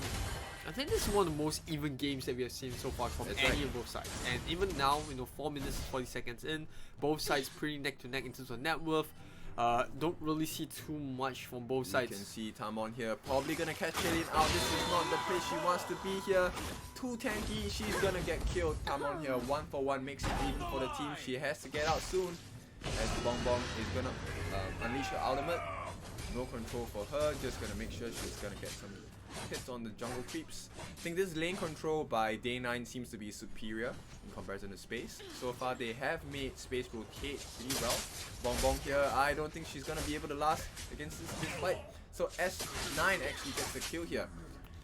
But even with that kill, you can see they are still pretty even. Like, getting a kill onto a Kilgrove is not the worst hero to lose out because the bot lane is not going to get pushed. That's right. You have Hayate that's pressuring the mid, so that's going to draw the rest of Space 9 in. So, Day 9 in. So both teams still very even. I don't think we will see too much until the first Dark Slayer comes out, and then whoever wins that first major team fight is going to get the Dark Slayer, and so on and so forth. Right. So you can see Space, they are trying to make adjustments to the lineup. And oh, nice steal there by S9 getting the Might Golem. You can see the lanes have been swapped. So now Violet will be heading to the top, and Omen here trying to secure the AD for her team. Doesn't look like Day 9 wants to let that happen. As you can see, S9 going aggressive, trying to catch Sharon, but Sharon is so tanky. Burns her ultimate for this escape. Not really necessary in my opinion, but it's okay. As Shailene is gonna get caught out again. Now she's gonna be squeezed in the middle of Bong Bong as well. This looks like a kill. Shailene, I think bad rotations at this point in time. Lolicon can't do much. They're gonna give the tower away, and looks like Lolicon is gonna be the next one to fall. Tamon, very good communication between the team, right? They force the rotations around the map, making sure Shailene was out of position. They get the kill, they get the tower, and now ever so slightly, they are leading by 200 gold. Yeah. After all of that, 200 go. I'm ahead finally. But yeah, good gank over there. And not only that, the good storm by Marlock just to catch, you know, the Alice at the side of at the edge of his storm. And I think this is level down. I don't think there's any way he can get out of it. Maybe just one sprint.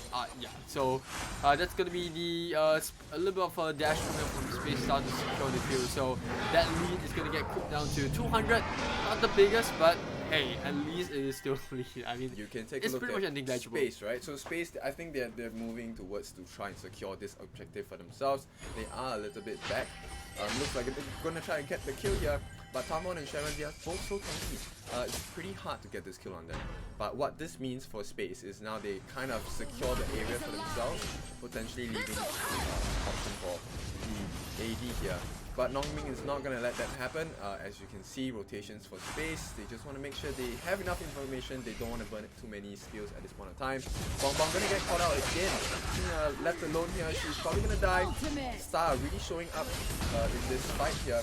And she might get taken out. But it's okay because Sharon and Tamon, while they do have tankiness, the mobility is A blue actually an team issue for tower them. has They been need to rush in at this point in destroyed. time. There's 4 members of Space around the area. Yeah, Lolicon was last one again. Family Tanley getting picked up by the Omen, so he's gonna get damage. Zil goes in, Tower gonna finish him off. Nope, the heal comes out. So he does survive over there. Right, so this looks like a mid tower to me. Oh no, actually it looks like Lover's gonna die. Bad positioning there. I think that was over aggressiveness for sure. As Nomi here is gonna catch a glimpse of Kurosawa. Kurosawa is gonna be jumping in. She wants to go in because there's 3 members all supporting her here. She does have an ulti on the side of Nongming, so she can just stomp out if she needs to, but I don't think she will be able to get it done here as Red the team tower tower has gets been taken out. destroyed. So it's gonna be 1 tower for the side of SGM. Yeah, this is what makes Space Gamer Morsita so scary. Like, even if you're on the back foot in terms of the kills at the start of the game, they still can win in terms of lane aggression, and now they're catching back all the towers that they've lost in open. Right, here comes the fight, the lockdown by Star. This is Sliver going to die for this, as well as a second kill of this skirmish, and it looks like this tower is gonna be done as Nomi will not be able to hold this for her team. So it's a second tier tower on the top lane.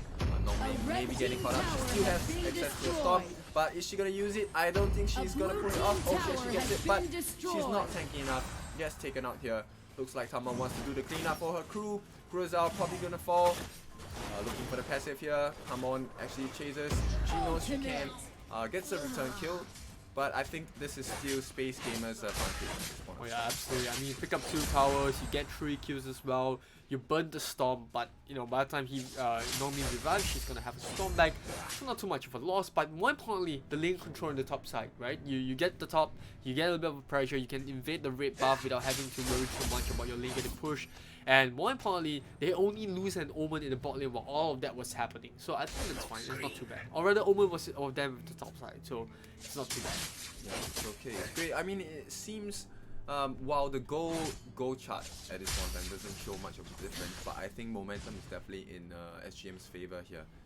You know, as they patiently wait for this move, they do get the kill on Lover as well. Lover, not a really good game for her at this point in time, and it looks like Space, they want to come and congregate together. I mean, no more stomp. No, last stop for her here. She does make it out so far, but I think Kurosawa does not want to let that happen. She's chasing really, really hard, gets the kill here. Oh, Double Omen! kill. Omen down mid as well, gets a kill onto Sharon, and that is really huge because now there's only 2 members on the map. You know, Rogue can't do too much on his own. He's only gonna get his Might Golem, and the rest of Space are gonna pick up the downstairs. Wow. So Space really, really convincing so far. Now they do manage to get the advantage in terms of gold. Up to 1k gold lead is finally swung in their favor. Star, I think one of the MVP for this particular match, right? She's really, really strong. You saw the combo between Lolicon and Space S9 as well. Like right. drop the friendship, you know, drop the star, and then you know you just let the Zero do the damage. Right, they are gonna be a Red team little tower more has been aggressive, just destroyed. hooking Space into the enemy jungle here.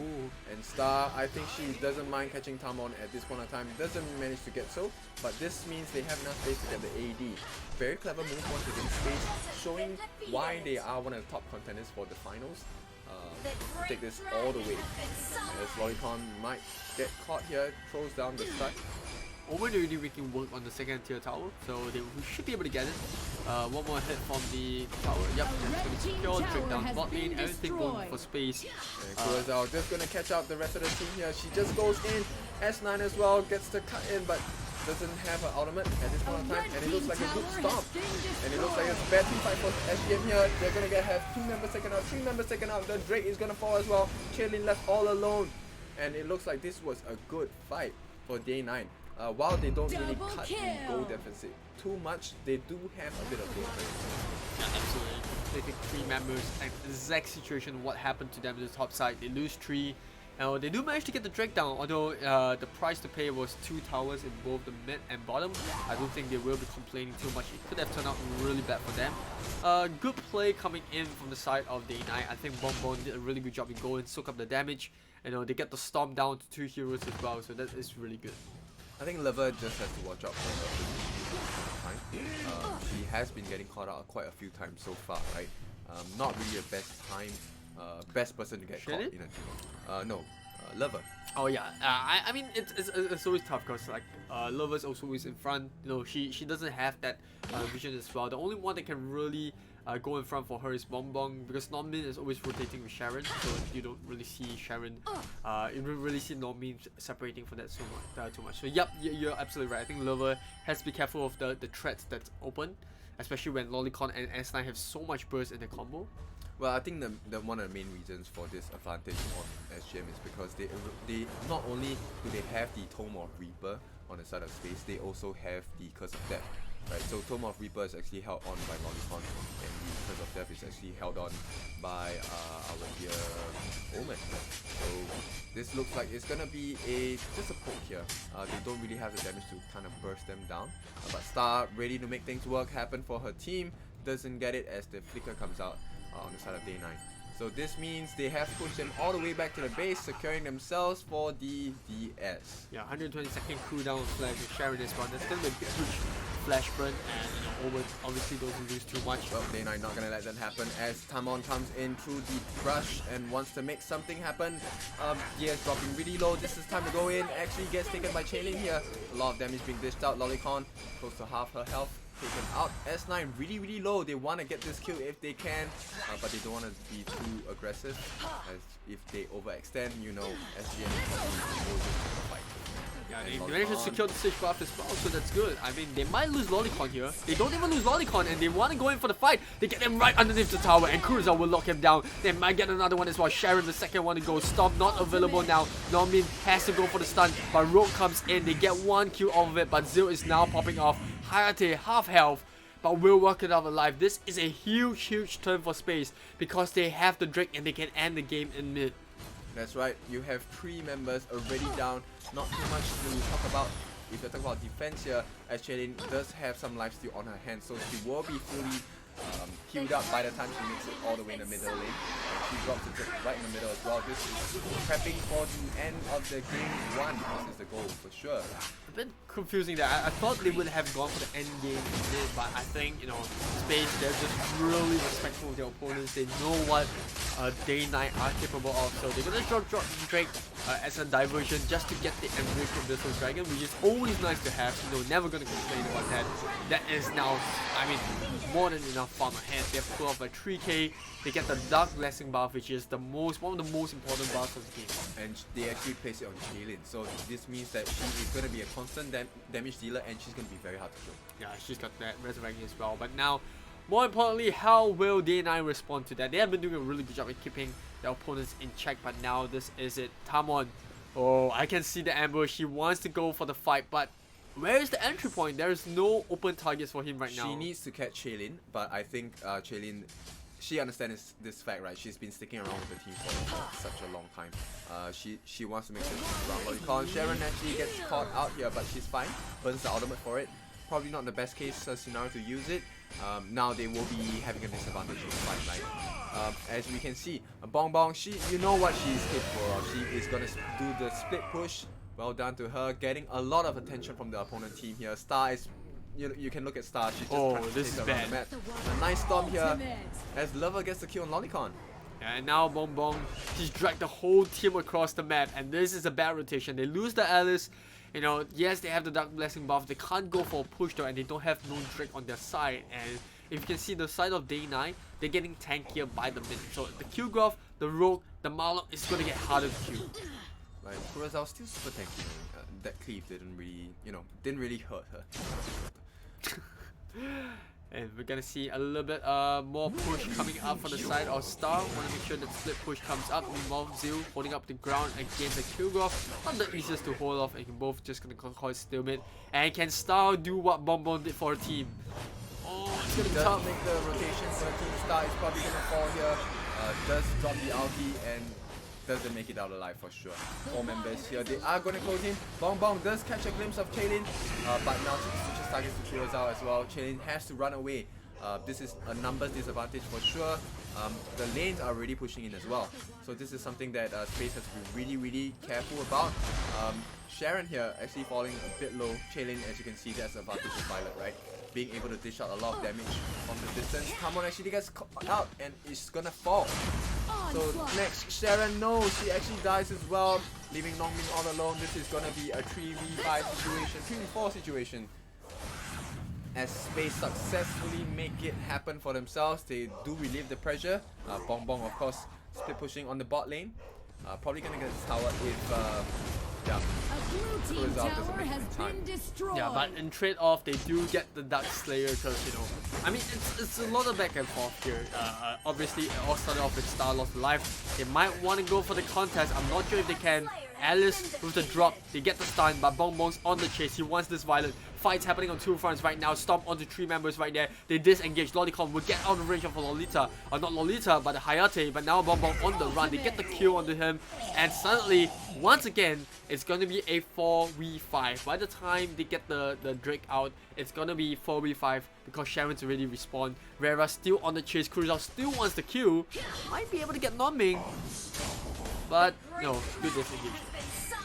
Almost. Just a second later, and I think Star would have just got the chains up and would have done the lockdown. It really feels like a last game. It really feels like a Right. grand finals already, and it is. But it's only game 1. But both teams going head to head. Day 9, man, what a team! They have been on a roller coaster for both sides, and I think Space Mamacita, as long as they don't make a mistake with the Drake, like I said, I think they could have ended the game way earlier before that, but they chose to go for the Enrage buff.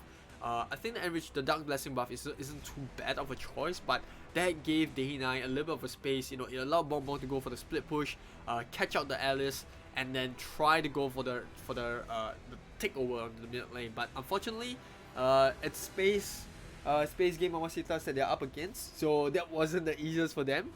But I think SGM kind of hit the timers already. So Violet, played by Chaylin, she's already extremely pained, and I think all they need to do is to take the fight at a really slow pace, right? Block off the members of Day 9 and just have her poke from the back. A roll and a shoot, and she will probably clear out Sharon in a couple of hits. Yeah, if you look at the items, or rather not the items, but if you look at the equipments right now, I don't think we do see too much of a difference. It's pretty similar, per se. Right, I think the main issue now is that Day 9, they have to try and be a bit more aggressive because they have to catch Chaylin. If they don't catch Chaylin, she's gonna be the source of the problem. Absolutely. And we just updated the scores. It's actually 0-0, not 0-1, so don't get too confused about that. But back into the fight we go. Nomi getting stunned up. Instant stun. No way out for her. She gets the storm at the last minute, but doesn't get on anyone. Now Kurosawa comes in. The Zil lays down the damage. But now, with the Rook out of the fight, can they do it? They're trying to go for the game. Omen goes for the base. And that is GG. Game 1 going the way of Space Gamers Mamacita. Man, that last fight, decisive as ever. They knew their spike. They knew they could go for the end game, and they just went for it. They were waiting for the creeps to enter the base, right? All they needed was the creep so that they can just dish out the damage on the final throne itself. I think Space really understood where they stood at this point of time. It was close to the end game. It was a late game already, right? So which means Chaylin was at her peak, and Violet at her peak, it's really hard to not die. Yeah, absolutely. And this is the question I posed earlier as well. Why didn't they just do that in the start of the game? Like, they didn't really need the Dark Blessing. Yes, it's a really good buff to have, but at that point, you know, you see your opponent's 15-second cooldown or a timer for both sides. It's a 4v2. You can just push down the mid, force the mid tower. Even if you don't end the game, you get the mid tower, and then you can reset. You get the Dark Blessing buff. That's a good call, but you're not gonna end the game there and then as well. So that was just a really weird decision. But Well, never mind that. I They think still, space was really good, right? yeah, they were still good. I mean that wasn't a mistake per se. It was just a different choice as to what I would have preferred them to do. That being said, they are still very clinical, and this is why they managed to fend off Day 9, even though they laid so much pressure, and they still walk away with game 1. So yep, MVP S9. Yeah, I gotta agree with that. I think S9, Star and Kurosawa are good contenders as well. Shailene did manage to get the job done, good positioning. So I think throughout, the team did really well. Same goes for Day 9. I don't think I can fault them too much for losing the game. Although, I gotta say that early game was a bit rough, a bit of a rough patch for them. They didn't really manage to get the Rook up and running because of how good Space were in terms of the position, making sure they don't get caught out. And obviously, there's always that S9 Lolicon combo that you gotta look out for on the Alice and Zero. So with that being said, final thoughts on the itemizations? I think not too much. I really don't think there's too much we can fault for. Sharon's the least farm, so there's nothing you can really blame her on. She had a really tough game because I mean you are going up against Zero and the Lolicon, and they're always constantly look out to take Sharon down because she's the most paper hero in all of them. Even Hayate has a little bit of a disengage, a little bit of a dash. So yeah, I think itemization, nothing from both of us, pretty straightforward. With that being said, congratulations to Space. Gamers, Mamacita, they will have game 1 in hand. We'll go for a short break, but when we are back, we will bring you the next game, which should be happening pretty soon. Do you think there are any things that Day 9 will change? I think Day 9 has to go for a more tanky lineup altogether. They kind of get the concept correct. It's just that the win condition for SGM was kind of too strong. Right? Yeah. The moment the Violet hit the peak, I felt that the game was over. Right? Yeah, absolutely. We'll go for a short ad break, but when we're back in game 2, with the SGM as well as Day 9 will be.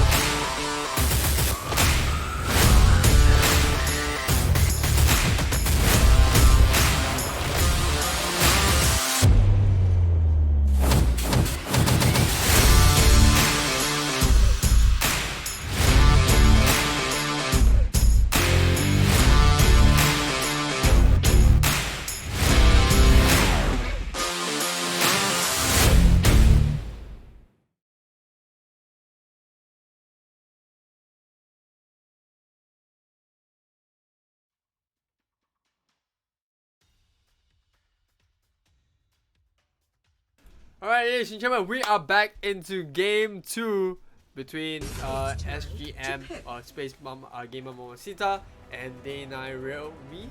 And obviously, we saw SGM pick up a game 1. Not the easiest of game for them, but Yep.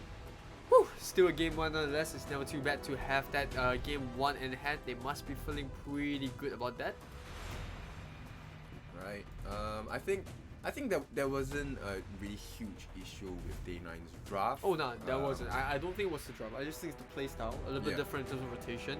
They made the Rook as well as the Krugov work really well as well. I think they used the Krugov very differently to what I kind of expected. They used Well Krugov, done though. I really liked it. Bonbon really did split push yeah, and really then good you know with drag her role. the tension away from Space Gamer Mamacita and then you know make them go one whole round. Right.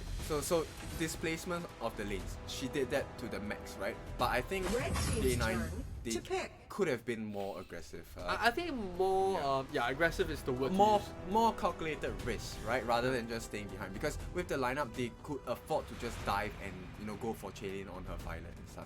That would have broken SGM's.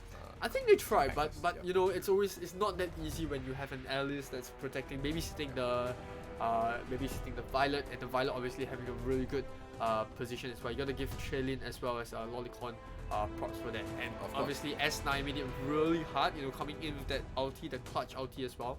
Even before she went down, you know, you do a lot of damage as a Zil. And that is always the case of the jungler. But now coming into game 2, we're gonna see Trinzik as well as Darcy getting banned out, while the Raras as well as the Krigna getting banned out. So it's pretty much the same bans, To pick. but gonna be different picks here. You're gonna see a Zip getting picked up as well as a Tell Anas on the side of Realme. So they're taking away the comfort pick of Space Gamer Mamacita. Although we know that the Violet is still up for grabs, That's so I right. think they will go for that. I don't think we have seen too differently. Pick up in the first phase. I think they do, because if they don't, Dana is just gonna ban it out. Yes, I think it should be a ban. Definitely a ban on the side of Day 9. They shouldn't allow another Violet game unless you have a jungler who is able to keep catching out Violet in lanes as well, which is really difficult because if that's the case, I'm sure SGM already has prepped for that. Knowing from the past games we have seen them play, they are very calculated in the way they play, and they're very smart about the way they play. Yeah, so in the previous game, they didn't really have it's a very different draft this time around, right? You see an Omen in the previous game, this time around you pick up the Baldum and the Hayate, so it's gonna be a swap of roles. So Right. I don't know, I think Hayate is good, but he To needs pick. quite some time to actually scale up. He isn't like the latest of gamers as well. Like Violet, you see Tawanas, they need more farm than Hayate. But Hayate still needs a bit of time. The issue with Hayate is that he doesn't have utilities for the team fight. He's not like a Tawanas that has a long range pull. He's not like a Violet that has a high amount of burst. But he has that AoE damage dealt out with those shurikens. That's right. If you don't position yourself properly, so not too bad. I think the bottom is the one that is to look out for. We have seen Lolicon and Star play really well on both tanks and offlane, and so yeah, I think the Yena is going to play by Star. No difference there, but Lolicon is definitely going to be playing bottom. Right, and of course Chaelin on the MM role. Will be interesting to see what MM they pick. Red team's turn to What ban. jungler they pick for the side of space. This looks like potentially a Zeo. I'm not sure whether Zeo is one of the lineups you want to be. Well, if looking Day 9 at. takes away Zero, then that's out of the picture for space. And there's no Crit Knight as well. So the only few MMs that you can look, I mean, they can still go. I mean, Rogue is definitely not someone they would go for because they already got Hayate. So maybe they can consider Murad. They can also consider. team's turn to ban. I don't know. There are many junglers that's still available. But it really depends on how they wanna take the fight. I mean, Zeus already locked in, so they're gonna ban out Florentina. Raz is banned out as well. I was gonna mention Raz, but you know, obviously banned out. And you have your mid still open for That's right. space. Mid. I mean, a nice mage to play around at this point of time for mid. I like Illumia, but she's a bit slow in terms of mobility, but she does offer a lot of damage in team fight itself. I think one hero they can consider is actually Eisenkai. I think Eisenkai can set up quite a bit for Baldum as well. Same goes for the Yena Hayate to actually set up a lot of CC, a lot of burst damage, but the issue with Eisenkai is zero mobility. You have absolutely no escape mechanism, and that kind of puts you at a disadvantage when you look at how mobile zeal as well as the long range of Tyrannus can be a really backfire kind of draft for you. Well, Dana are gonna actually stop the Fennec pick. Yep, the Fennec pick, right? So they have banned Fennec. I think it's a good ban as well. Not sure if SGM will actually want to go for risky play to get Violet in the game again, right? Yeah, I think Enzo is still open, which we actually saw Dana pick up Enzo in the previous game. Right. Not in the previous game, but in the previous matchup in the semi-finals against Bivaram United. So I think they might. It's still open. They banned out Liliana, so they're targeting all the mid laners. Raz getting banned out, Florentino getting banned out as well. So a lot of mid laners getting banned out. They don't want to open up the draft. Darcy's already the first phase ban for space. Oh, crazy! I think Crazy's not too bad. Yep.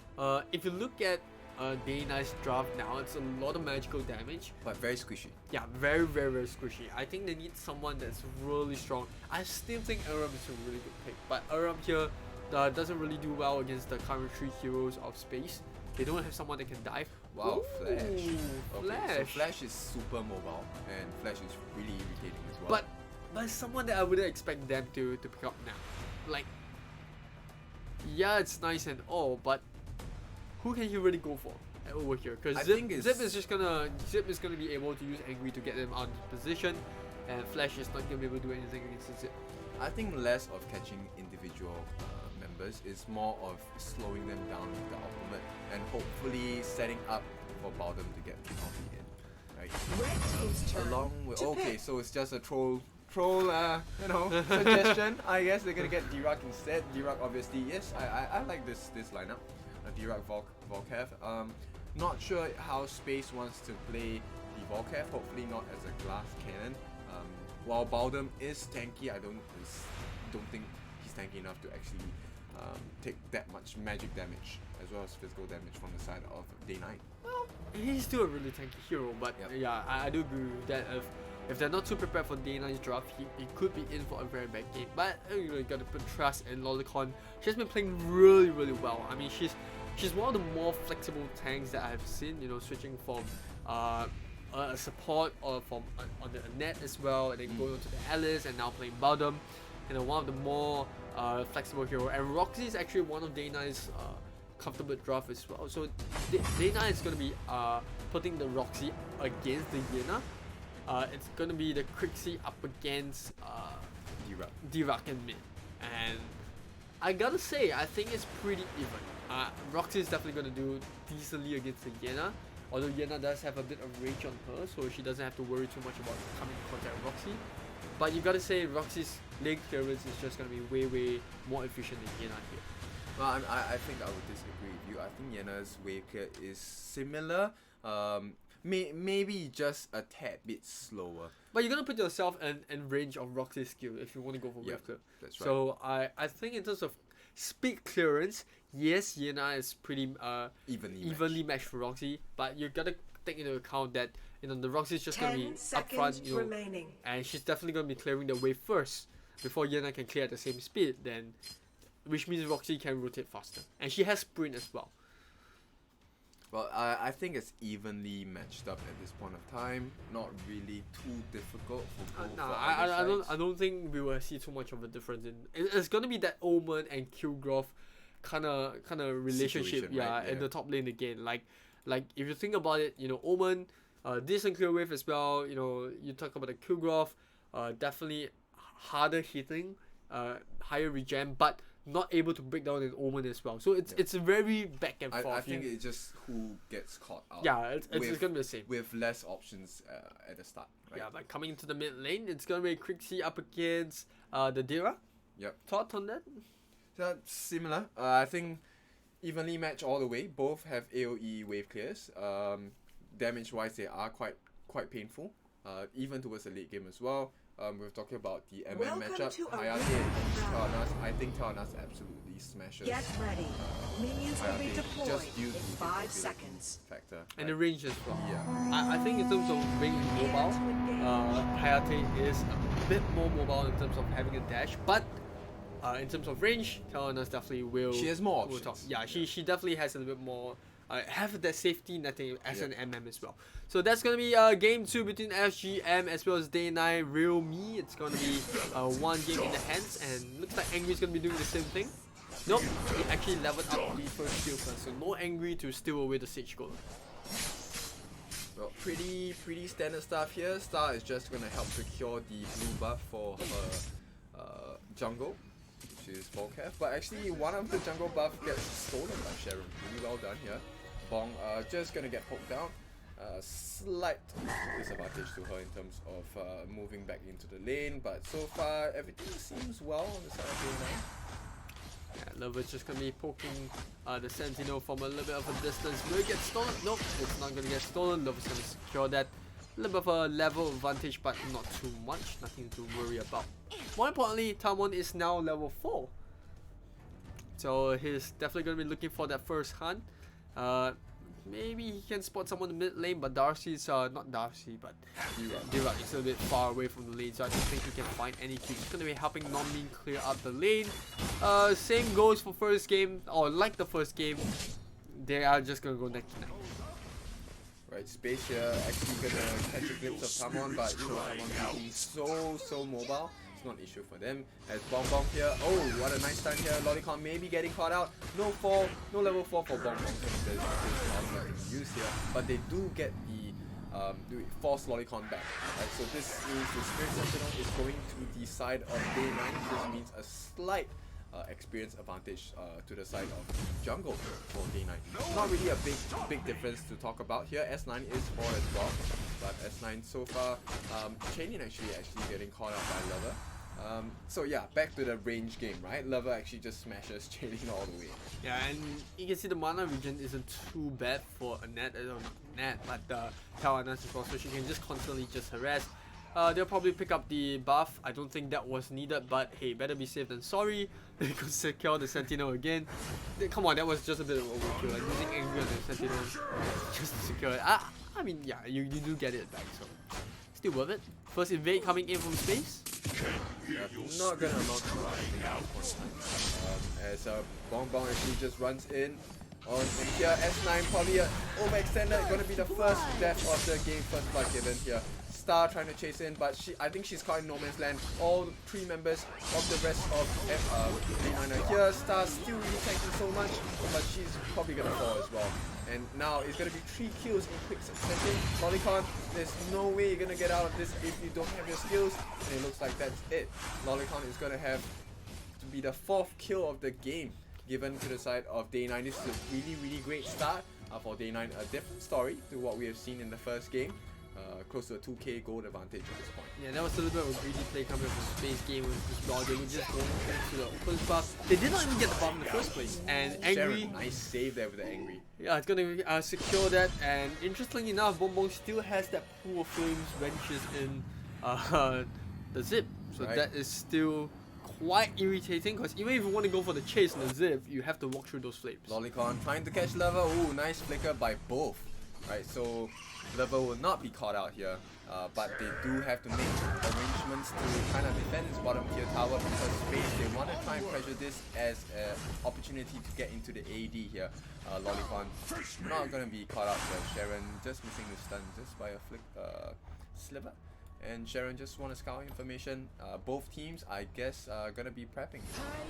Star here going to get the Spirit Sentinel for her side, not an issue. Bong Bong, I think, not much to lose here. And Lolicon, they're going to be spotted out by the members of Day 9. Charlene, a good jump as well, using the flicker just in time just to get herself out of position. Not the flicker, S9 really purified. low here. But I think S9 is fine. Yeah, I mean she has her ultimate, so that's gonna allow her to survive for a little bit. Burnt it for survival, I think is okay so far. Oh, she gets jump in, Tamon here. Oh, really ballsy. They do have the numbers advantage here, so it's not an issue. Kurazao trying to help out the team here, but I think Star, she's gonna push them all into a bad position. Tamon, this is not where you wanna be. Probably gonna die here. Using the ultimate as a last minute guess attempt. Bring Space Gamers really down low, but I think this means the mid tower is gonna be in favor of Day 9. Yeah, and they will get that mid tower like you said. Team tower has On one been point they get to kill the destroyed. Hayate, so this is just slowing down Charlene even more. Well played coming up from Day 9. I mean, a really different playstyle coming in for the first game. I think it's because they have the zip play more aggressive. And Star gonna be the next one to fall here. So we talked about the aggression, right? That Day9 was kind of missing in the first game, and I think they really tuned it up at this point of time. Bot lane once again, they are going to try and start a defense on their tower while Bonbon takes the top turret for her team. A blue team tower has been Day 9 being destroyed. very Clinical, I feel. yeah, clinical in terms of their rotation. This time around, just achieving a lot more, and obviously just using Bonbon to abuse that top lane. Shove the wave and rotate earlier in order to help the teammates. In fact, that first rotation from Bonbon was the reason why they won the jungle fight. That's right. Got the triple kill as well, or in fact 4 kills.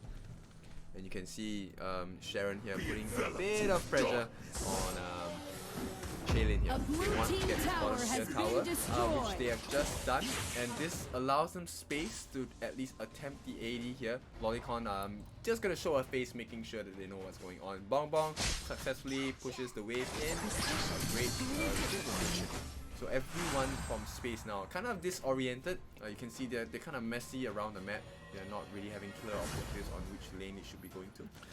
I think the more important fact now is that they have to make sure that Hayate can farm safely, but at the same time not giving away too much objectives, like the Berserk Dragon, not giving away too many I would say towers away, because you don't want to allow Day 9 to just push too far ahead to the point where they cannot step off the base. And if you look at the situation right now, they've just lost their outer rings of turrets.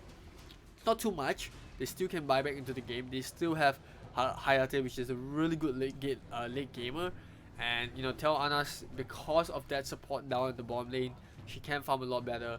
I don't know. I think Bonbon being on the Roxy is just, it wasn't really say a cheese pick, but if you look at the way Space have now, bottom is the only one that can really take the ultimate of Roxy and still maybe have a chance of survival, while the rest of the heroes are just really squishy compared to the bottom. Right, I think this is a tactical pause by the blue team. Technical pause. Tactical. I feel it's tactical.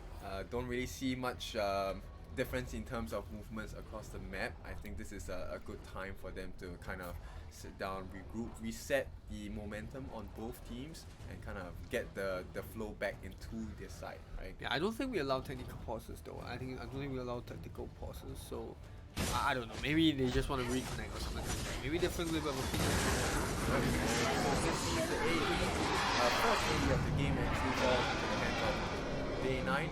Really well done so far. This is a really different pace and a different style of game, right, that we have seen compared. Star might be getting caught out here. Come on.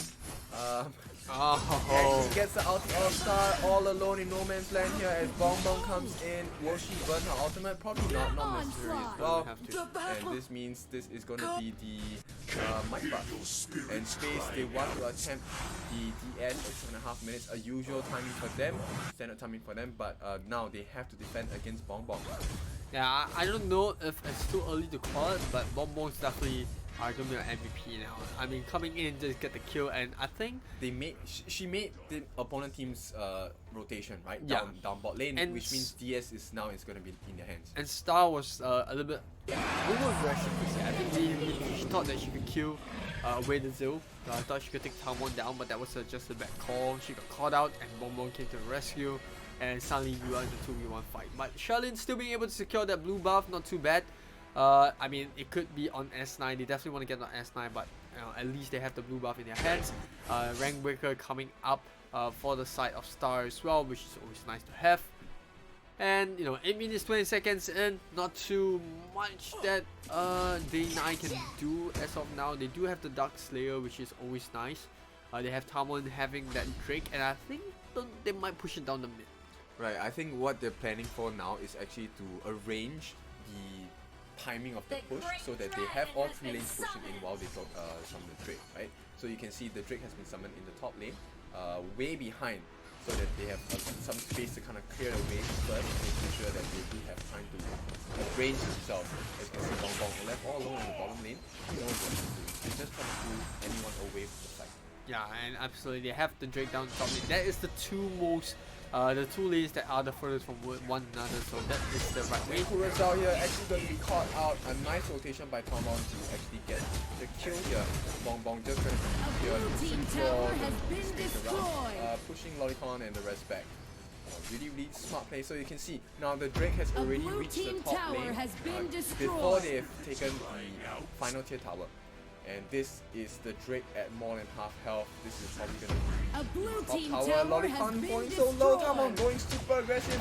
Is this the fight for them? This is the fight for day 9. Even the ultimate spent by Chilling does not do much here. Tamon will probably give her life. It's not an issue. They want to take this top tier tower. And Nongming actually helps to secure the defense tower at the top lane. This is not looking good for Space at all. This is probably the first time we have said that SGM doesn't look good, right? Yeah, and obviously they have the super minions coming to the top lane in the next wave. They probably will get the bomb turret as well. I mean, if they use, they have got to wait for one more wave. So they have a siege in the mid. They might just use a Telana's range to just quickly get the mid and just back off. Yeah, they're just gonna do just that. Or they can go super greedy and go for one more in the bot lane. Right, super smart play. They play with the timing of the creeps, right? So Sharon just came in with Angry, the creeps itself, allowing them to get the tower without the tower defense, backdoor defense. Now the Telana's is just looking really scary. He's finally got the attack speed up. You know, he has a little of he doesn't really sustain at this point in time. He just has a lot of burst on the MM. And you know, obviously if you look on the other side, Hayate is still not online, still lacking a lot of items. He has that bleed sword, but it's not enough because you know Hayate is going for a frostcape armor as well. So it is gonna be set her back a little bit in terms of farm. Right, and as we talk about that, I mean Space, they definitely know what's going on. The DS is already up, and you can see Bong Bong just doing the same thing, waiting at the bottom lane for her chance to shine, right? To force a rotation down to defend the base, which is now tasked to Yena, which is being played by Star. I'm not sure whether Star can hold this job up, as it looks like it's going to be a bait here because they want to be hyper aggressive, showing a display of strength on the side of Day 9. They want to show their faces in the battles. It looks like there's going to be a slight skirmish in the middle. Bong Bong not sure whether she can take the kill for her team here. As S9, they know what's going on. The ultimate by Bottom will be burnt. S9, I think a little too aggressive here, as it looks like the fight is going to be happening. Who's going to get the player? Nobody wants to touch it. It's at 400 over the health now, and it looks like it's going to give go all the way to Space. So SGM, while they get the Drake, they pay in the hefty price. They get 4 members down, and even without the Drake now, they can still end the game. Look at Space.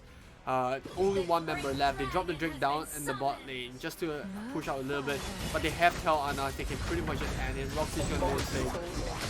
Zhao is not gonna survive for sure, and it looks like with an ace, they're gonna end this game on a high. Right, Day 9 evening things out here. 1-1 SGM and Day 9. Beautiful job by Day 9. I think they really took into consideration how the draft worked in the previous game. They really assessed how SGM really played. Right, so I think this is a beautiful job. I think MVP, like you mentioned before, not too early. It definitely is Bong Bong. She forced many rotations from the side of SGM, and this allowed them a lot of space, breathing room for the rest of the team members to either take the DS, if not take the AD, or at least just take towers, right? So really well done to Bong Bong, really the MVP. And I think we'll be taking a short break as we move on to the third game of this best of 5 between our 2 finalists. Yeah, I think it's gonna be 1-1 for now. So close game, and obviously a close score as well. But eventually it was Day 9 that came up ahead. I think Space a little bit too greedy with the draft, especially with the Volkov and the Hayate. 2 heroes that need a lot of farm, and obviously they couldn't even reach the Tel Annas. They don't have someone that can dive to the backline. That's the issue that I see. Like, they have a lot of damage up front, but not enough to break through Bong Bong, and at the same time, just not enough burst as well to even bring down Zip or. I think it was a range issue. They couldn't really reach anyone from the side of Day 9 because they had Sharon on the Zip, right? So if anything went wrong, Sharon would just eat them up with Angry and run away. Yeah. And of course, while that is happening, they do have Tamon, who's creating havoc at the backline. She just jumps in, uses her ulti, gets a kill, and we have Bong Bong with all of this chaos happening on the side of SGM. She's just happily taking towers at the bottom lane, or happily taking towers at the top lane. So really well done, and I think let's go for a break now. Yep, let's go for a break.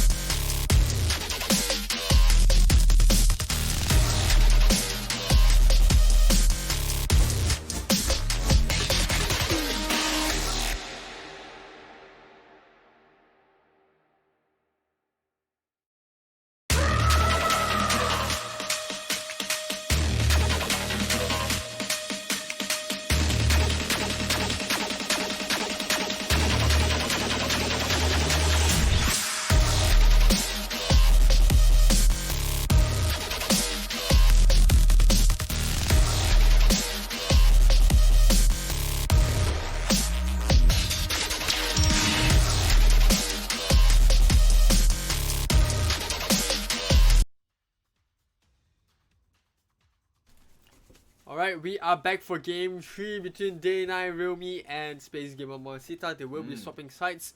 So currently it's a 1-1, very I wouldn't say one-sided, but definitely more one-sided than the first game that we saw. Yep. And now we've got Space Gamer Moncita on the second pick, or the red side as some of you guys would call it. They pick up Tel, Anas and Malak, so finally have the comfort pick again. I think this is like a one, not say a one trick, but just very, very comfortable draft that they have in the Tel Anas. Whereas on the side of Day9 Realme, to counter the Tel Anas, or not to counter, but to manage the fight, they will pick up the Elsu, pick up the Omar as well. So I think it's a comfort pick for them, for Day9 as well.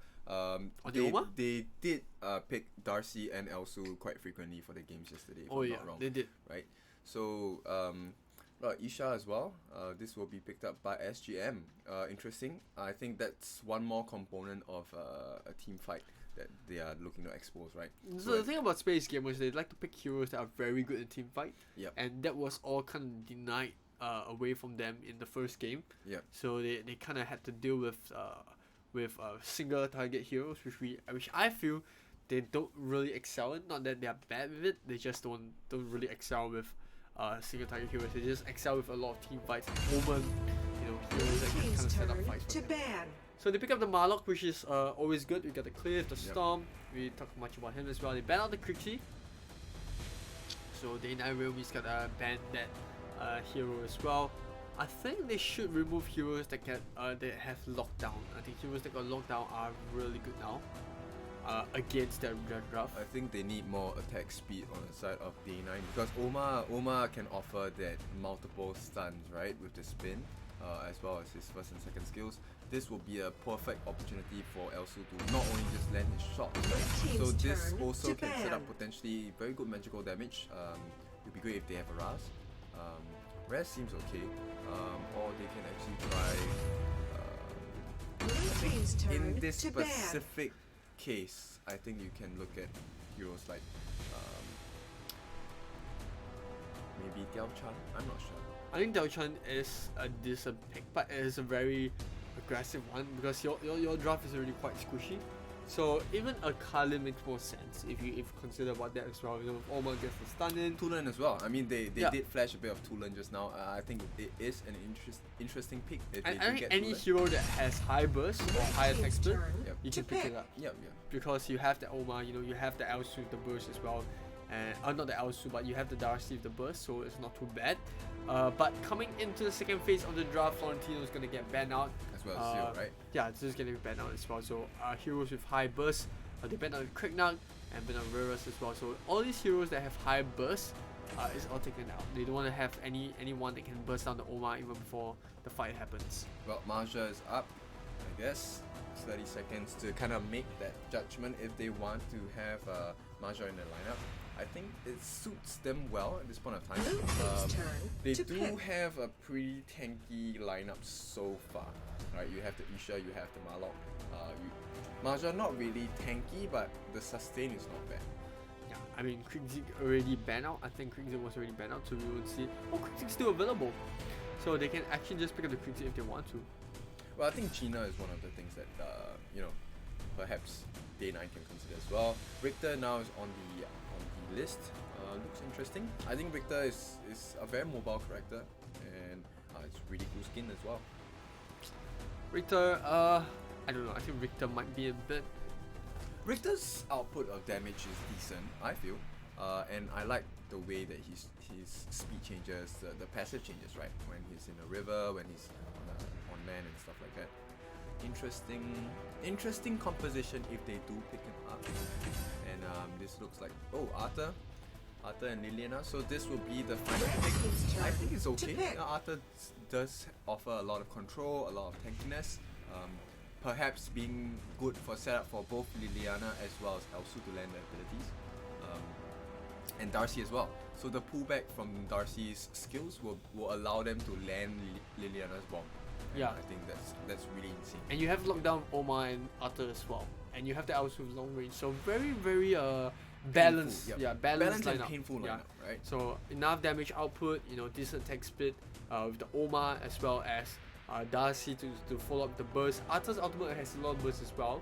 and you obviously you have the Liana with the bomb that you mentioned, so high burst. So the whole team is all about setting up the burst and allowing Darcy to set up with the stuns and the pullback, Oma with the lockdown, and then letting Elsu and Liana to do the damage. Whereas on the side of Space Gamer Mamacita, once again going a little bit with physical damage. More physical. damage, right? Marja's like the only real one that has magical AP damage.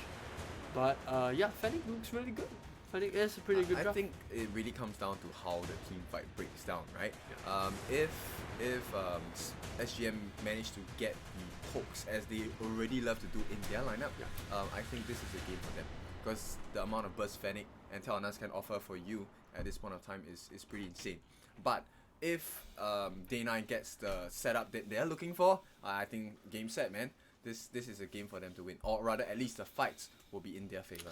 Absolutely. And remember, if you want to catch more about FSL Circuit and you missed out the previous games leading into the grand finals of the Thai 10 qualifiers seconds on this remaining. AoV, you can actually catch it on the rest of Facebook or VODs. You can follow our news as well. You can see Kin's handsome face on their Instagram of FSL. And remember, a big shout out to our sponsors and partners, Streamcore, Super Solid, Aftershock, and Yahoo, for partnering us, and obviously you guys for joining in the stream.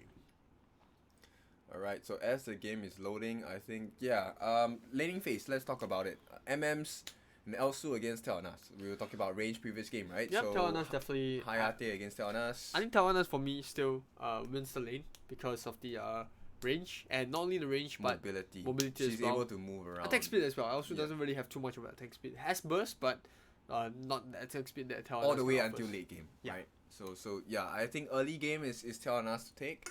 The mid mage battle is probably gonna be a Liliana against a Marja? No, Liliana against a Welcome Isha. to Arena Okay. of Valor. Get ready. So Minions as we will be move into the deployed laning in phase, 5 seconds. I think this doesn't suit the lineup on SGM doesn't suit for them to make too hard. So they want to just try and steal buffs as cleanly as possible and get the hell out. As you can see here, both teams, they want to play it safe. Sharon chose to play first along with Non-Min. Looks like this lane is going to be cleared up. Yeah, you do get a little bit of clearance coming in from mid lane as well. A tri lane, obviously. Not a tri lane, but a dual lane. But you do have Lolicon with the furball. Kurazao here just making life difficult for Tamon as she's looking to clear this jungle buff. I think she got it. Yep, she got it. So Tamon is going to be having a slight disadvantage. Not only that, Fanny is one of the fastest junglers in the game. So this is an issue that I think Day9 has to try and rectify ASAP. S9 already moving on to the Might Golem on the other side of the jungle. And this means she's going to get her fall really quickly. Kurazao here, along with Lolicon, just proving to be a nuisance.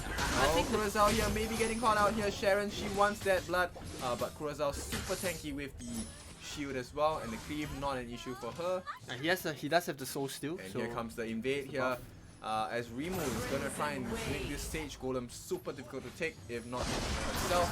And it looks like a Bonbon along with the Arthur. She's gonna try and rush in. Oh no, this is a bad fight here for SGM. They're all grouped up together. What can Day9 do here? Well, contrary to believe, I really think that was a good fight for SGM because they got them grouped up. You know, it's always hard to deal with when you have a Marlock. And the only thing that wasn't too going in the favor of Space was that if Marlock was already level 4, it could go right into Storm, and that could be really bad. So I think that fight was really good. They managed to get the invade, they stole the blue buff, which was important. So that kind of denies Tamon that level 4. Meanwhile, we've got Space 9 that's already level 5, and by the time that red buff comes up, he's going to be level 6. Right, a 1 level advantage and a 2 level advantage for the jungler. It looks like it's going to be a skirmish in the middle. S9 super aggressive here, but Sharon making sure the pokes ain't coming through.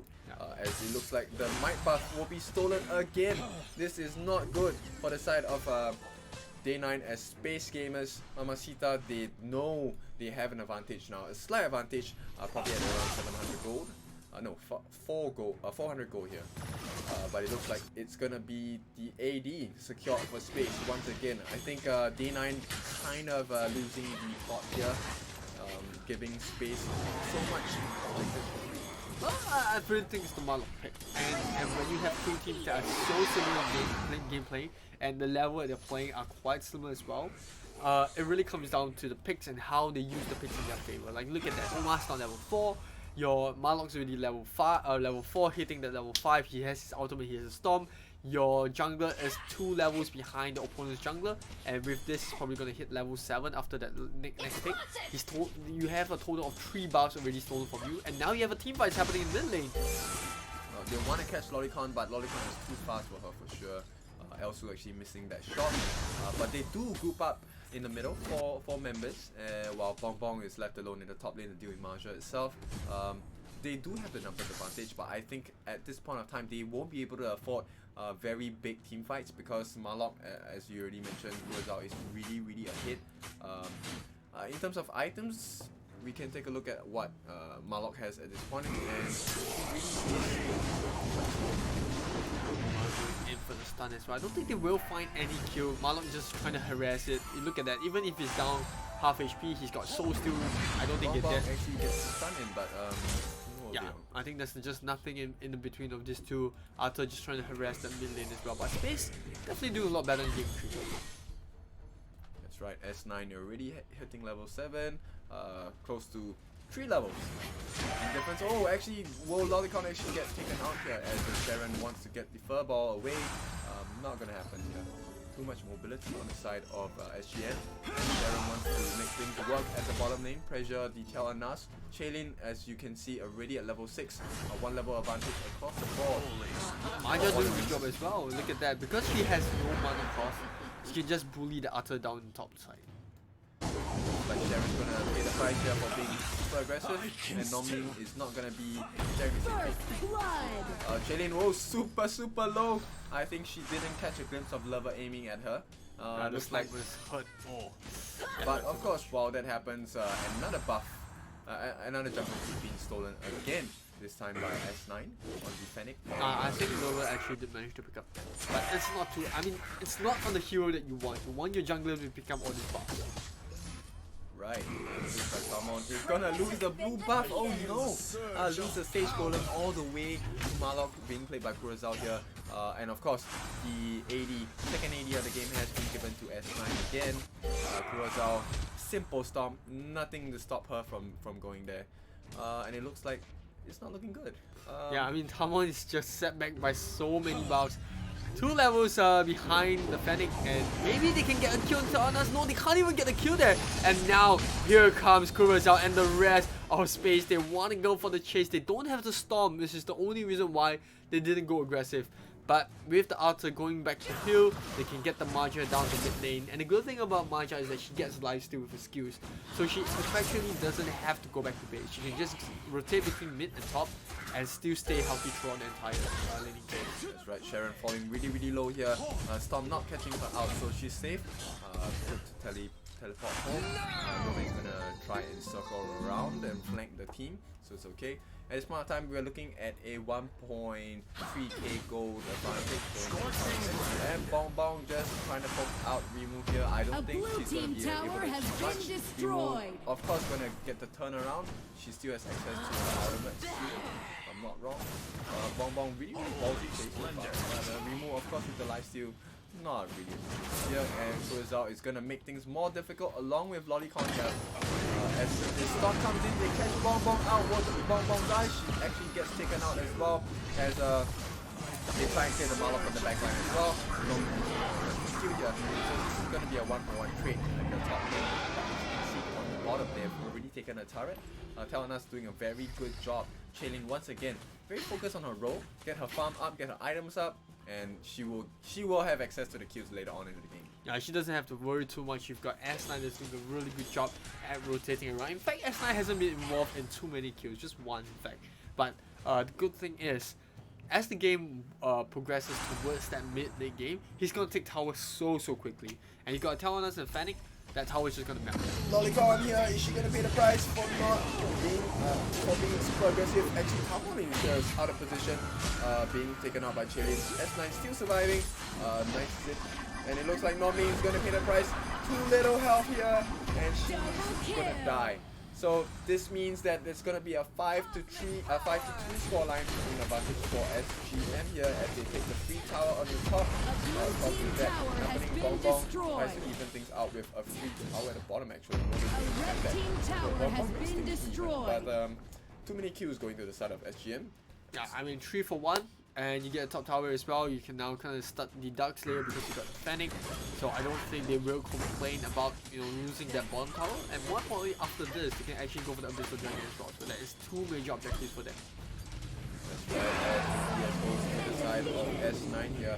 S9 really strong already at level 12. 8.5 minutes into the game. This is not looking good for day 9 here. And I think SGM, they kind of understand where they are at this point.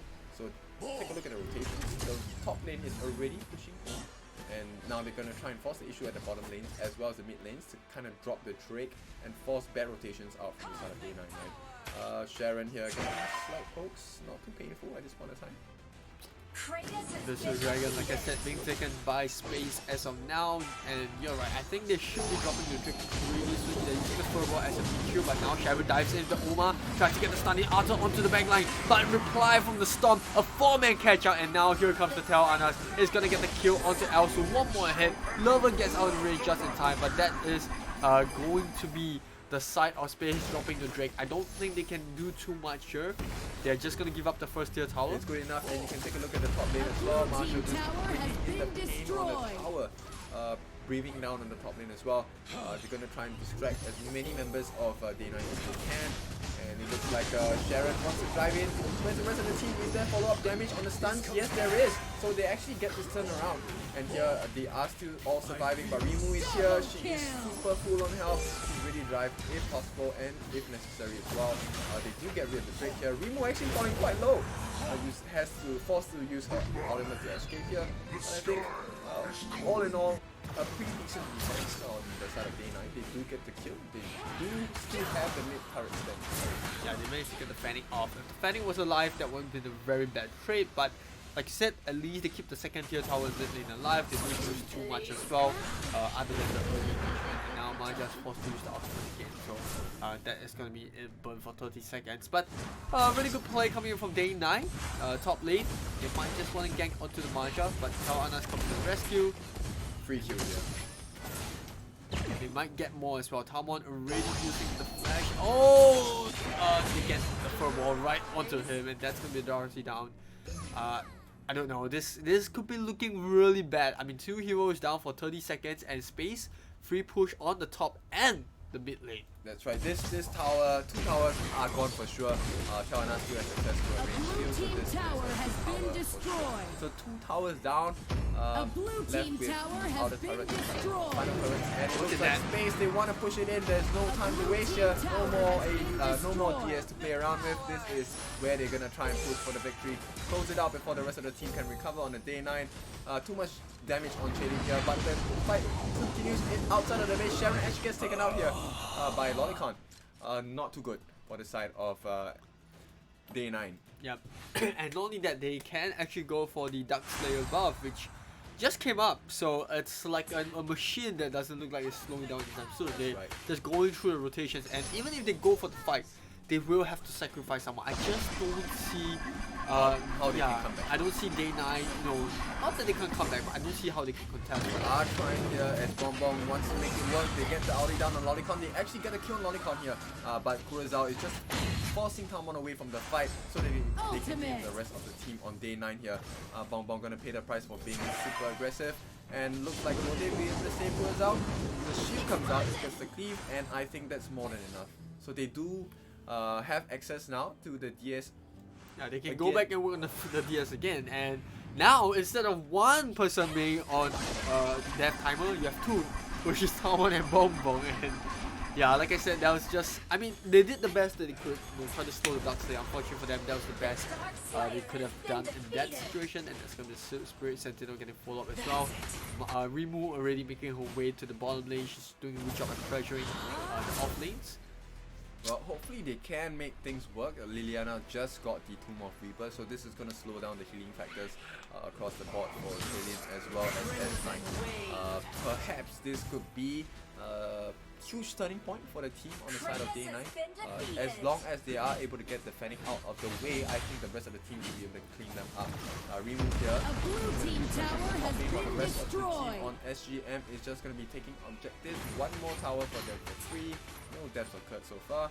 Shailene gets the might buff, and this looks pretty grim. This looks like a very scary Tel Anas, and at the same time, they still have the Drake, which is the mid shield that they need to actually break the bot lane. I would have liked to see them play a little bit more aggressive down here. I think that's fine. They definitely want to put. They do see a little bit of the minds of Elsu over there, but I don't think they're worried about it. Sharon comes in with the stun, but Kurosawa already onto the backline, making sure that Tama goes go down. They get the stun in, further send forward. They get the Archer down. They might get even more. Darcy keeping a really good range away from teammate, but the Drake will take not only the bottom, but start to push into the bottom lane. Tao Anas using her range to push in. Sharon trying to buy time on the Omar, but it's too late. 2 members down, and I gotta call it here. It's pretty much GG. That's right. I think well done to Day9. I mean, they really tried. As Romy gets knocked out by the Stomp as well. This doesn't look too good. This is going to be game set here. So this is going to be 2-1, of course, in favor of SGM. I think SGM really did well with the recovery. They managed to take this game very, very convincingly. And I think Day9, they have to kind of sit back and kind of reassess how do they want to draft the next game. I don't think the draft was an issue, but I think the lane rotations and the... I mean, the Malak was just... I think Malak was just the reason why they could play so aggressively. Without it was the protection of your jungle buffs, right? You didn't secure enough defense for your jungle to kind of snowball. And when you failed that first 2 invades defense, Space S9, she was already 2 to 3 levels. Yeah, I think in the first 5 minutes we saw like what, 4 jungle buffs getting stolen. Yeah. And that was a lot of jungle buffs. I mean, Darcy is one of those heroes where if you don't have the buff, you don't have too much damage. I mean, you still have your itemizations, but it's hard to mount a yeah, comeback. it's so hard to mount a comeback, like you said. And you got a Fennec and Talanas which rip through towers. You have Kurosawa that does pure damage. You have Rimu that's so tanky. You just need all the farm that you can get. But with that being said, congratulations to Space Gamer. They are 2-1 up because this is the best of 5, or the best of 5. They need at least one more game. If they and I take the 4th game, they will go into the final game, which is game 5 itself. So we'll go for a short break, but when we are back, we'll bring you what potentially could be the last game between these 2 teams.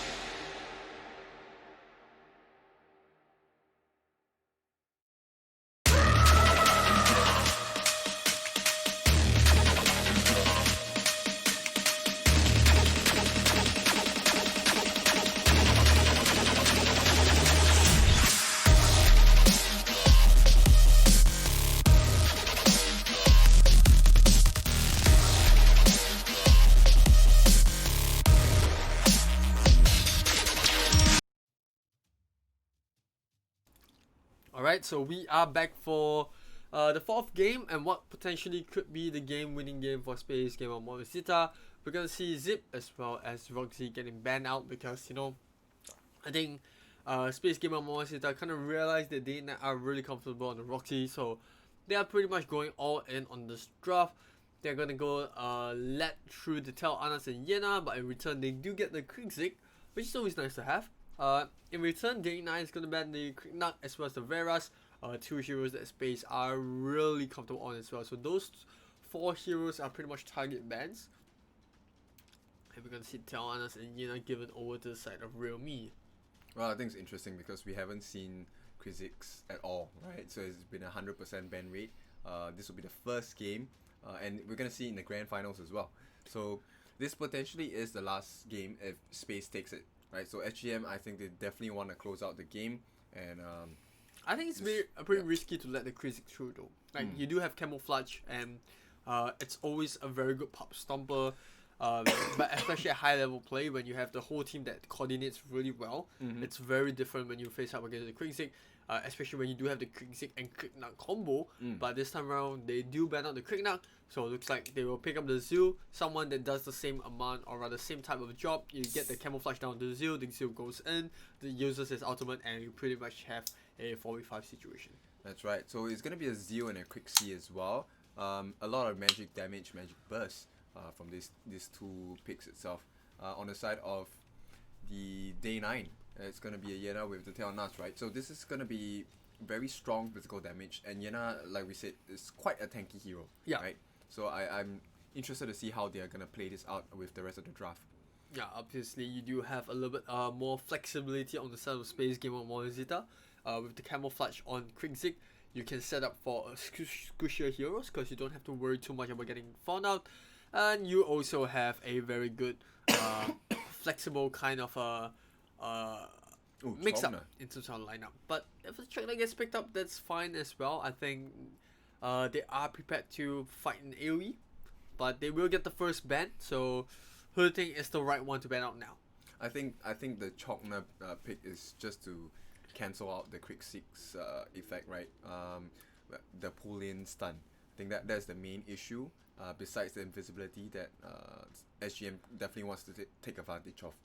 So Chokna, I think, is a decent pick. We haven't seen Chokna too much though. I think Chokna has fallen down the pecking order for quite some time now, and I mean it's by no fault the hero. It's not weak. It's just that you don't really see too much team fights that require Chokna in this period. But obviously it's always nice to have the ultimate to kind of reduce, rather remove all the stun effects that kind of affect your team. Well, Chokna was the main cancellation of a Grug pick, right?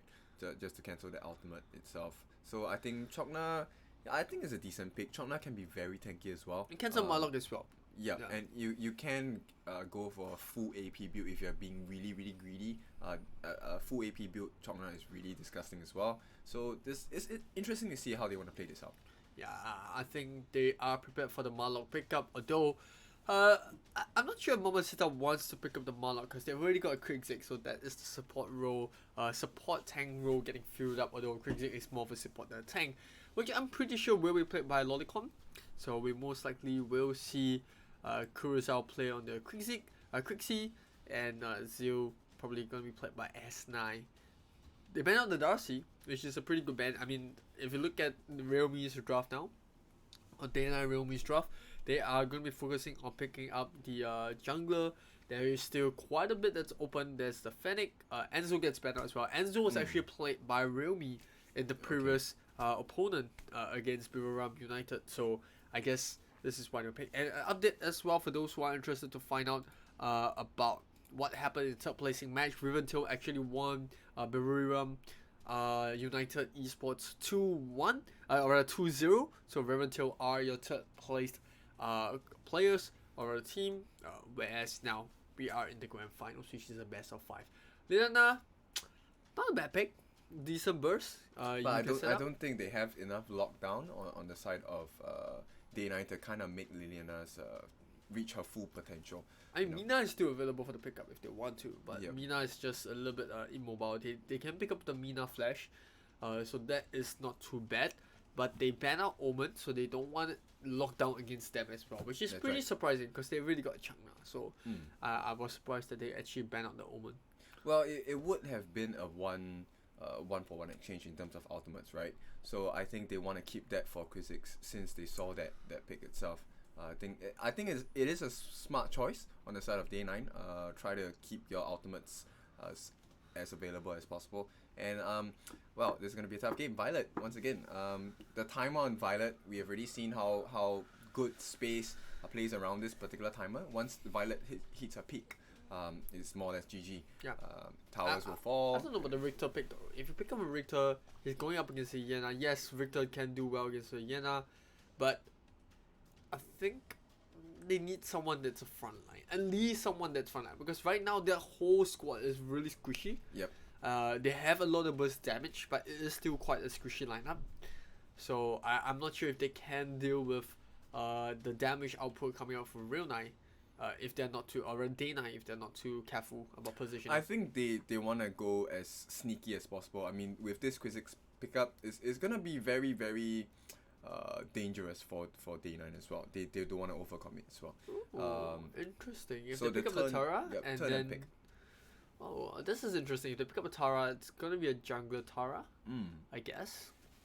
That's pretty interesting because I would expect a Yena top in this case. Yeah, a Yena top. So Yena is going to go up against Richter.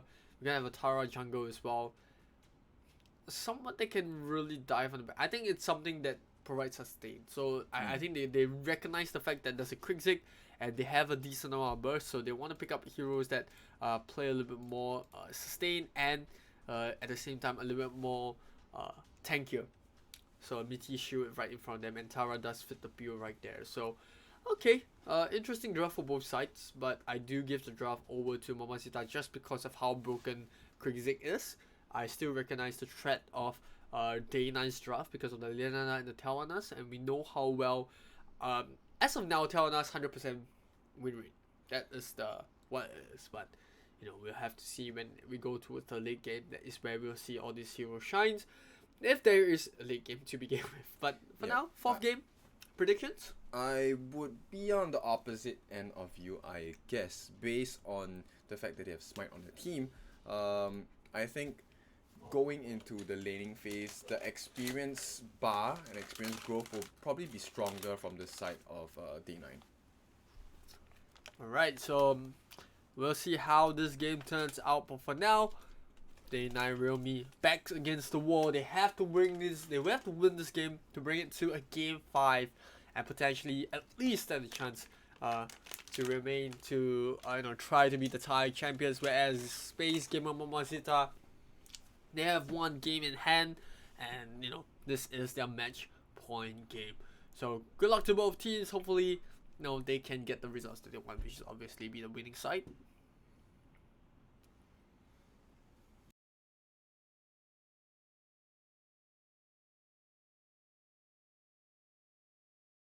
Welcome to Arena of Valor. Get ready. Minions will be deployed in 5 seconds. Prepare to engage. Alright, so we are about to hit, or rather we have already hit into the fourth game. They have Chakna down the mid. Decent harass with the waves. At the same time, he is a very tanky hero as well. And they have a Liana which clearly is pretty decently decent pace. Same goes for the quick 6C, but I don't think we will see too much of an invade from both sides. Just because it's gonna be different. Also, not a Tara jungle, it's gonna be a Tara top lane, and yeah, it's gonna be yes, in the jungle. Makes a lot more sense as well. Well, not too much pressure being applied on both sides towards the jungles for both teams, right? So I think fairly even at this point of time. A Richter against a Mobile, obviously very aggressive movement. It's okay. So yeah, Richter against the Tara. How do you think that fares? I don't think it will be too much of an issue from either side. Maybe Tara can play a bit more aggressive, trying to get the damage laid down. The only issue is Ryu doesn't have the sustain that Bonbon has in a Tara.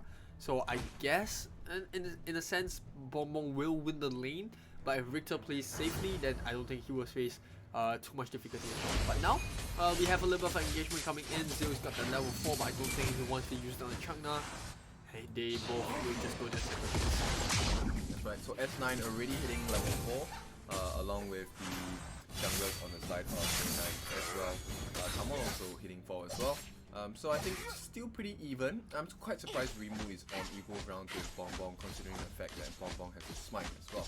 So yeah, I think it's interesting. But Violet maybe getting caught out. But it's going to be disastrous for her because now the lane has been cleared both by Lover and Shailene quite an uphill task against the right? But I think it's fine. The good thing about having a Violet is that she has the role, so she doesn't have to worry about getting caught out. And the downside of that is going to use the Blue Dragon. On the other hand, S9 is going to complete the invade. They have the might buff, and that's the trait that they're going to have to settle with. Meanwhile, bot lane, I don't think they can get Lover. She should be able to get out just in time.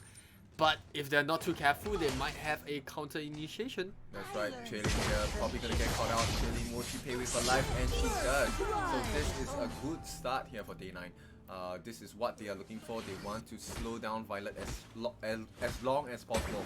And of course get Bonbon up on advantage here. As she does. So she's gonna have a slight advantage in terms of experience against the Richter at the top lane. Nothing much to account for at this point of time. Rimu just wants to make sure that she gets the wave clear as fast as possible so she can go for other objectives. Down and Lolicon still doing pretty decent. I think it's okay.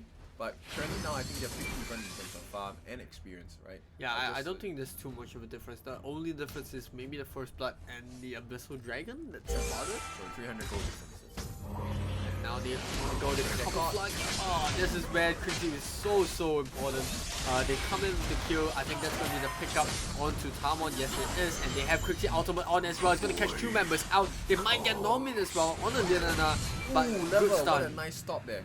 Just nice, just in time, and that's gonna pull Tara, rather they could allow Tara to do a little bit of a split push on top lane, although I think S9 should be able to get that tower up and running in time. But bot lane, a little bit of pressure from the Violet. Getting here, trying to force the issue. Lover is going to be caught out as well. This is going to be a kill for sure. And it's up to Tower if they can afford the wave. Oh, guess not. Rimu here is a little too low, so Sharon and Nongmin have their work cut out for them. Looks like Lolicon is going to be looking to try and get away from this, but she's going to play with her life and come on this kill. Yep, and Cruiser used the ultimate but doesn't really land on anyone. Has to be careful between the distance, making sure that she does stay alive. She will, but more importantly, they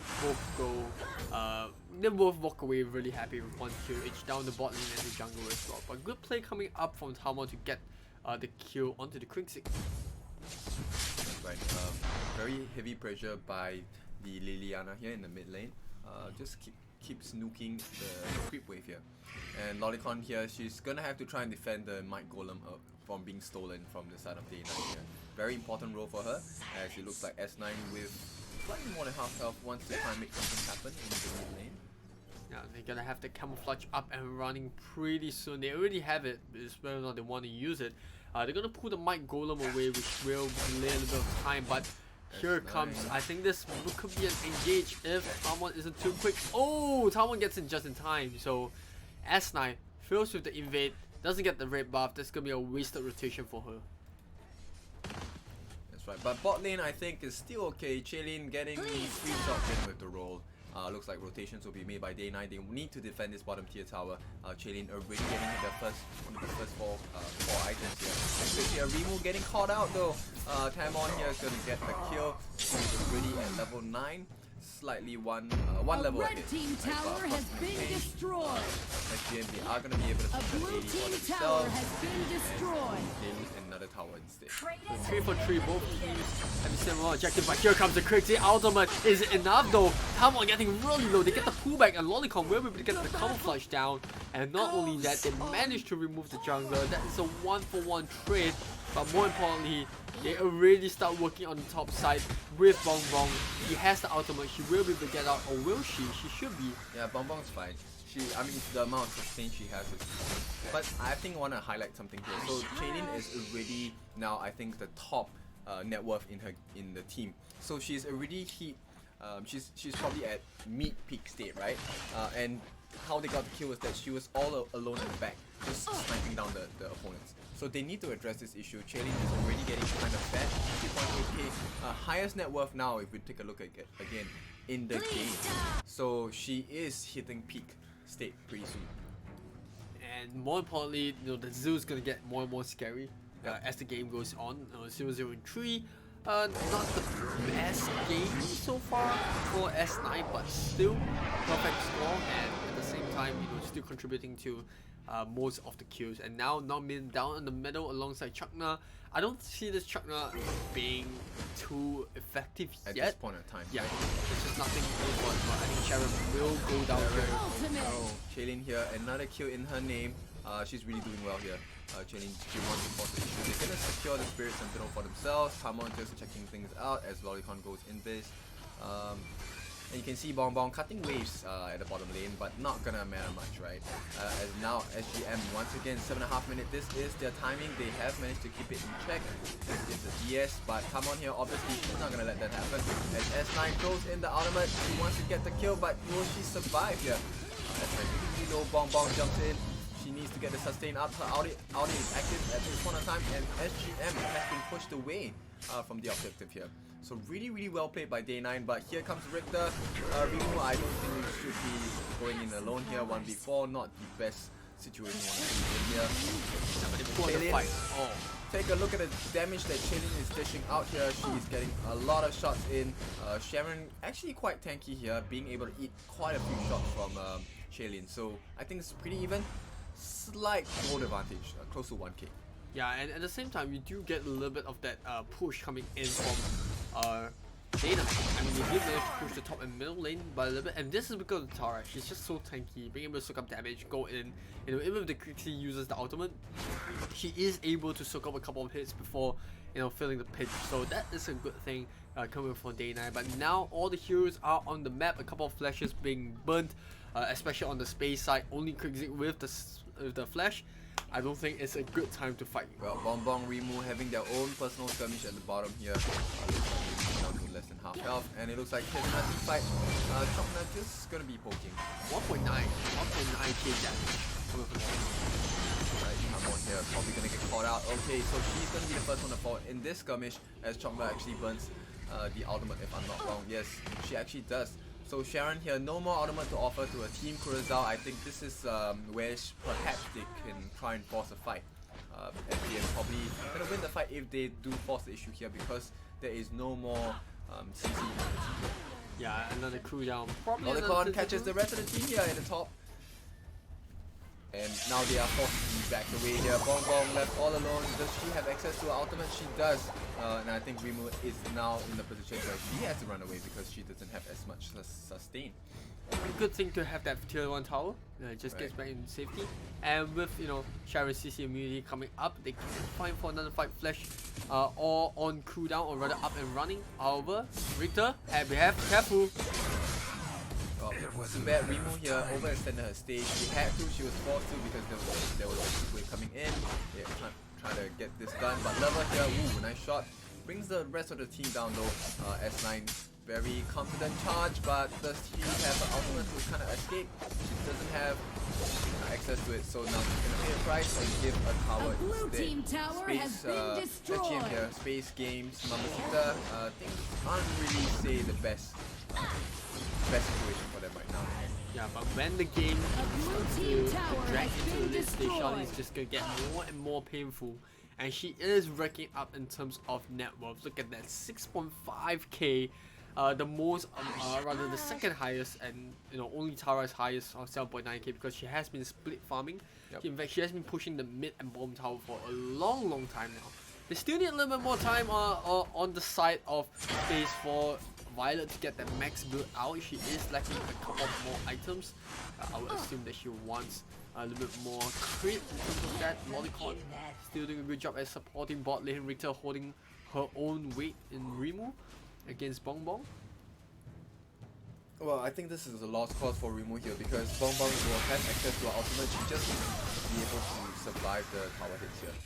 Rimu's job is very simple. She just needs to clear the creep waves so that Bongbong can't really take the turret damage. She gets to kill the truck now, right? Yeah, she gets to kill the truck now, so that is no CC immunity. But Zil, first one to go down on the side of space, and this is Tamon making the plays. A crit should do the job, and Tamon takes it as a warning shot, gets back, and Tara's just doing what Tara does there. Split push and pressure mid. So Rimu is trying to make something work for the team, but I think she might have overextended here. She needs some help. Lolicon won't be able to do the pullback here. So Bongbong is going to get away unscathed. Pretty easy so far, Bongbong. I think she has been doing her job really well. She understands her role and she's creating a lot of distractions. But here, I think SGM, they want to plan for the next DS attempt soon. Yeah, as we're going to hit the 12-minute mark. Shaylin pretty strong already. She does get the damage output quite strong. She's at 7.8k, 7.9. Still losing out to the Tara in terms of farm, but damage output probably close to soon. Yeah, I mean S9 did try to make a play in that fight, just wasn't in the right state of mind. Not right state of mind, but right position to do so. But now the good thing is they are actually enveloping the tower. But Rimu's left alone here and actually gonna get bombarded. As the fight is split between the two sides of the map. Nongmin, will she get caught? Actually survives on the sliver of what's happening here. Lolicon couldn't make it happen, so it looks like there's no death at this skirmish. Space, I think they might live to regret that decision here as they get cleaned out here. Kurazao super low. Lolicon gonna be chased down by Bongbong as well, and it looks like this is Rimu trying to salvage the situation. They do get the return kill on Tara here, but now it seems that numbers wise is not the best to try and contest this as day 9 they will be going to start soon. The only good thing is that they managed to keep Shaolin up and running. She needs one more item. The good thing is she already has the enemy up, so she does have that damage output, the constant damage output if she wants to stay in the fight. Downside is she still needs one more major item before she starts to hit really painful. She's already got 1.5 item up. Does she go for the burst here? Yes, she does. Oh, Lover nearly going down there. Half HP, but Lolicon might have just overextended a little bit too much. Tamon taking a lot of shots on the tower. One more hit coming from Charlene. She does bring her down, but that is going to be Tara immediately up. And man, I mean, the good part is they can get the Drake down. The downside is, well, they still need a lot more time. Soul Reaver coming up on the Violet as well, which is always nice. So both sides still buying a little bit more time for their MMs. Although Lover has already started to decline in terms of damage output. So Shaylin here is probably going to be the win position as Normie actually gets wrecked here. Shaylin a nice finish, and this is going to be SGM pushing down Tower mid lane. has been destroyed. So in terms of tankiness, I think Sharon is able to eat a lot of blows from Shaylin, but now the issue is that the rest of the team can't really stand up to Violet's damage. So what SGM is going to try and do now is try and force fights where they will get Day 9 on the back foot and get 3 hits on Violet. Bongbong here, really a slight tickle, not an issue for her. I mean, the good thing about having a Tara in the team is that you have this really strong tank that can do decent amount of damage. The downside is she has no team utility or contribution to team. She has no CC, she doesn't have like a really high hitting skill. The only thing she can do is soak up damage, but they have the Abyssal Dragon, and this is the enriched one. They do give it over to Violet, which is the target they always want to. 2.5k damage in terms of crit. I choked on my saliva there because that number just popped up, and that's just insane. Well, if she gets all her items, her typical crit can go between 3,000 to 3.3k.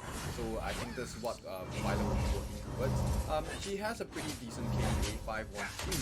So at 11.3k, she just needs another probably 700 to 800 gold to make things work for herself. And then this is an issue for Day 9, right? While they can secure a lot of objectives, they can't necessarily survive the fight.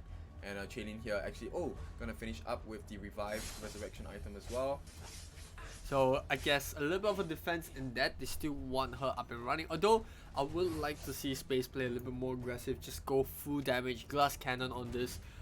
Violet, I think it's more than enough, but I guess they're pretty happy with the damage output coming off the Violet up to this stage. I think they do want to just end the game a little bit more safely. So the next Dark Slayer is going to be really huge. That is going to be the major objective right here. Once again, Rimu on the task to push away the forces, but she walks right into a trap.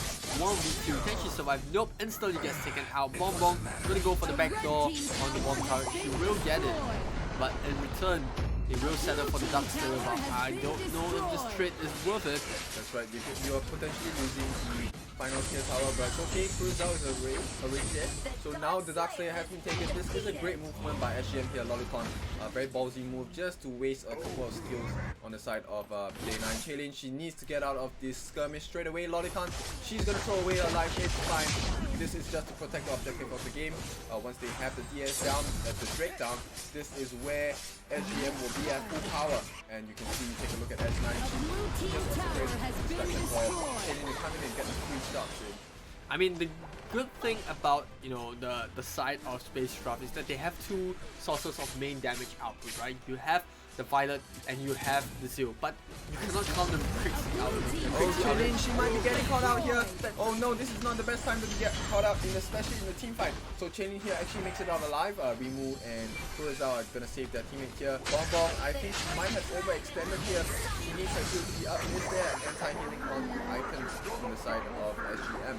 We actually do have it on Richter because of death, as well as Tomb of Reaper on the Quixie as well.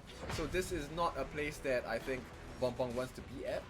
Rimu here just gonna be poking down, and it looks like the pressure from Day9 has dissipated altogether.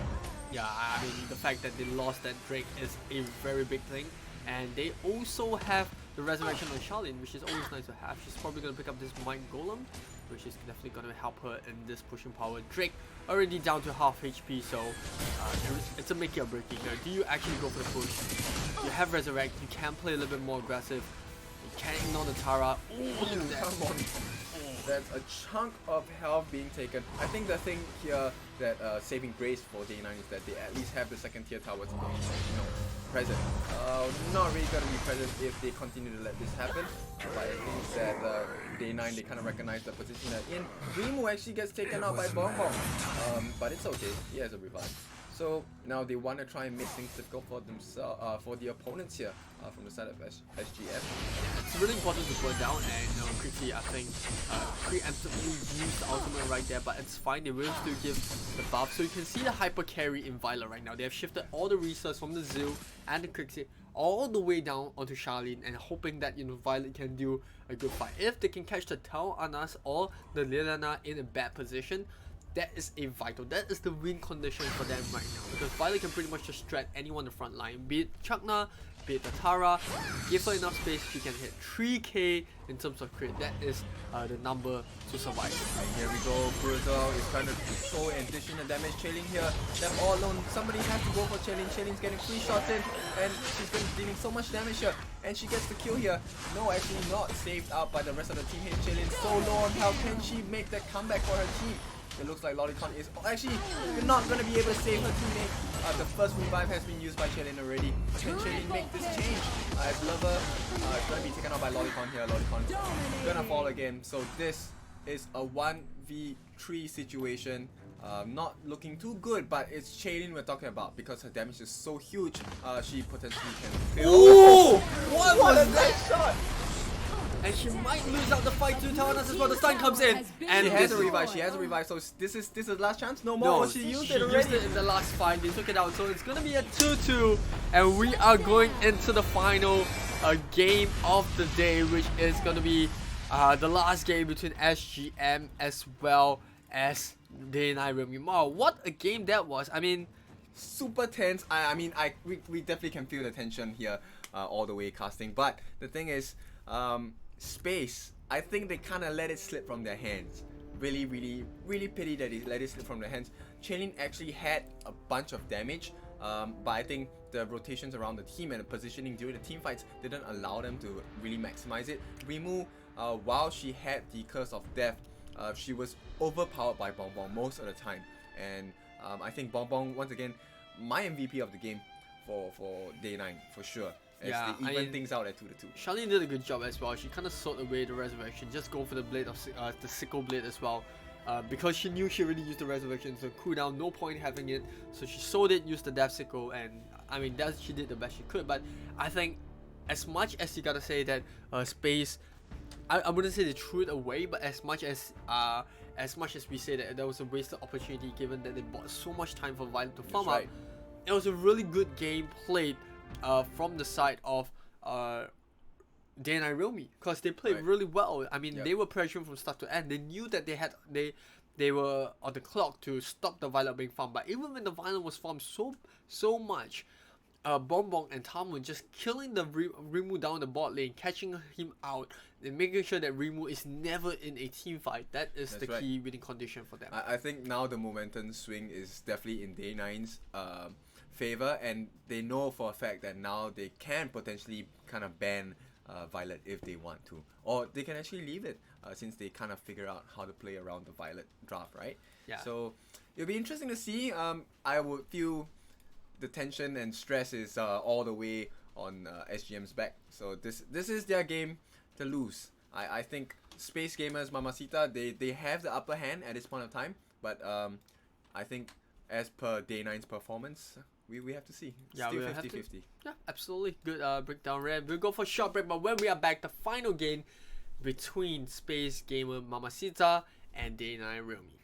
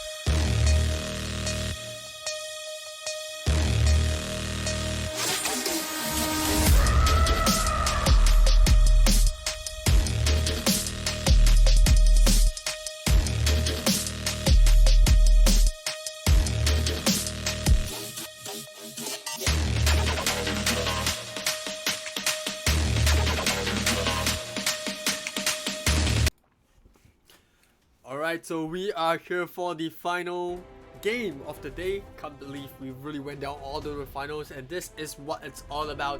Day 9 Realme up against Space Gamer Mamacita, and this time around it's gonna be Space on the red side, and we're gonna see Day 9 Realme on the blue.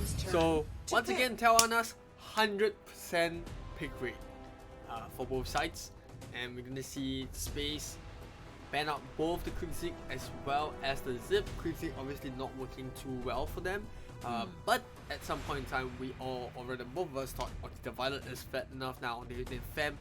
They farmed long enough and they bought enough time, but it wasn't meant to be. Well played coming out from Day 9 Realme as well. You gotta give it to Tom.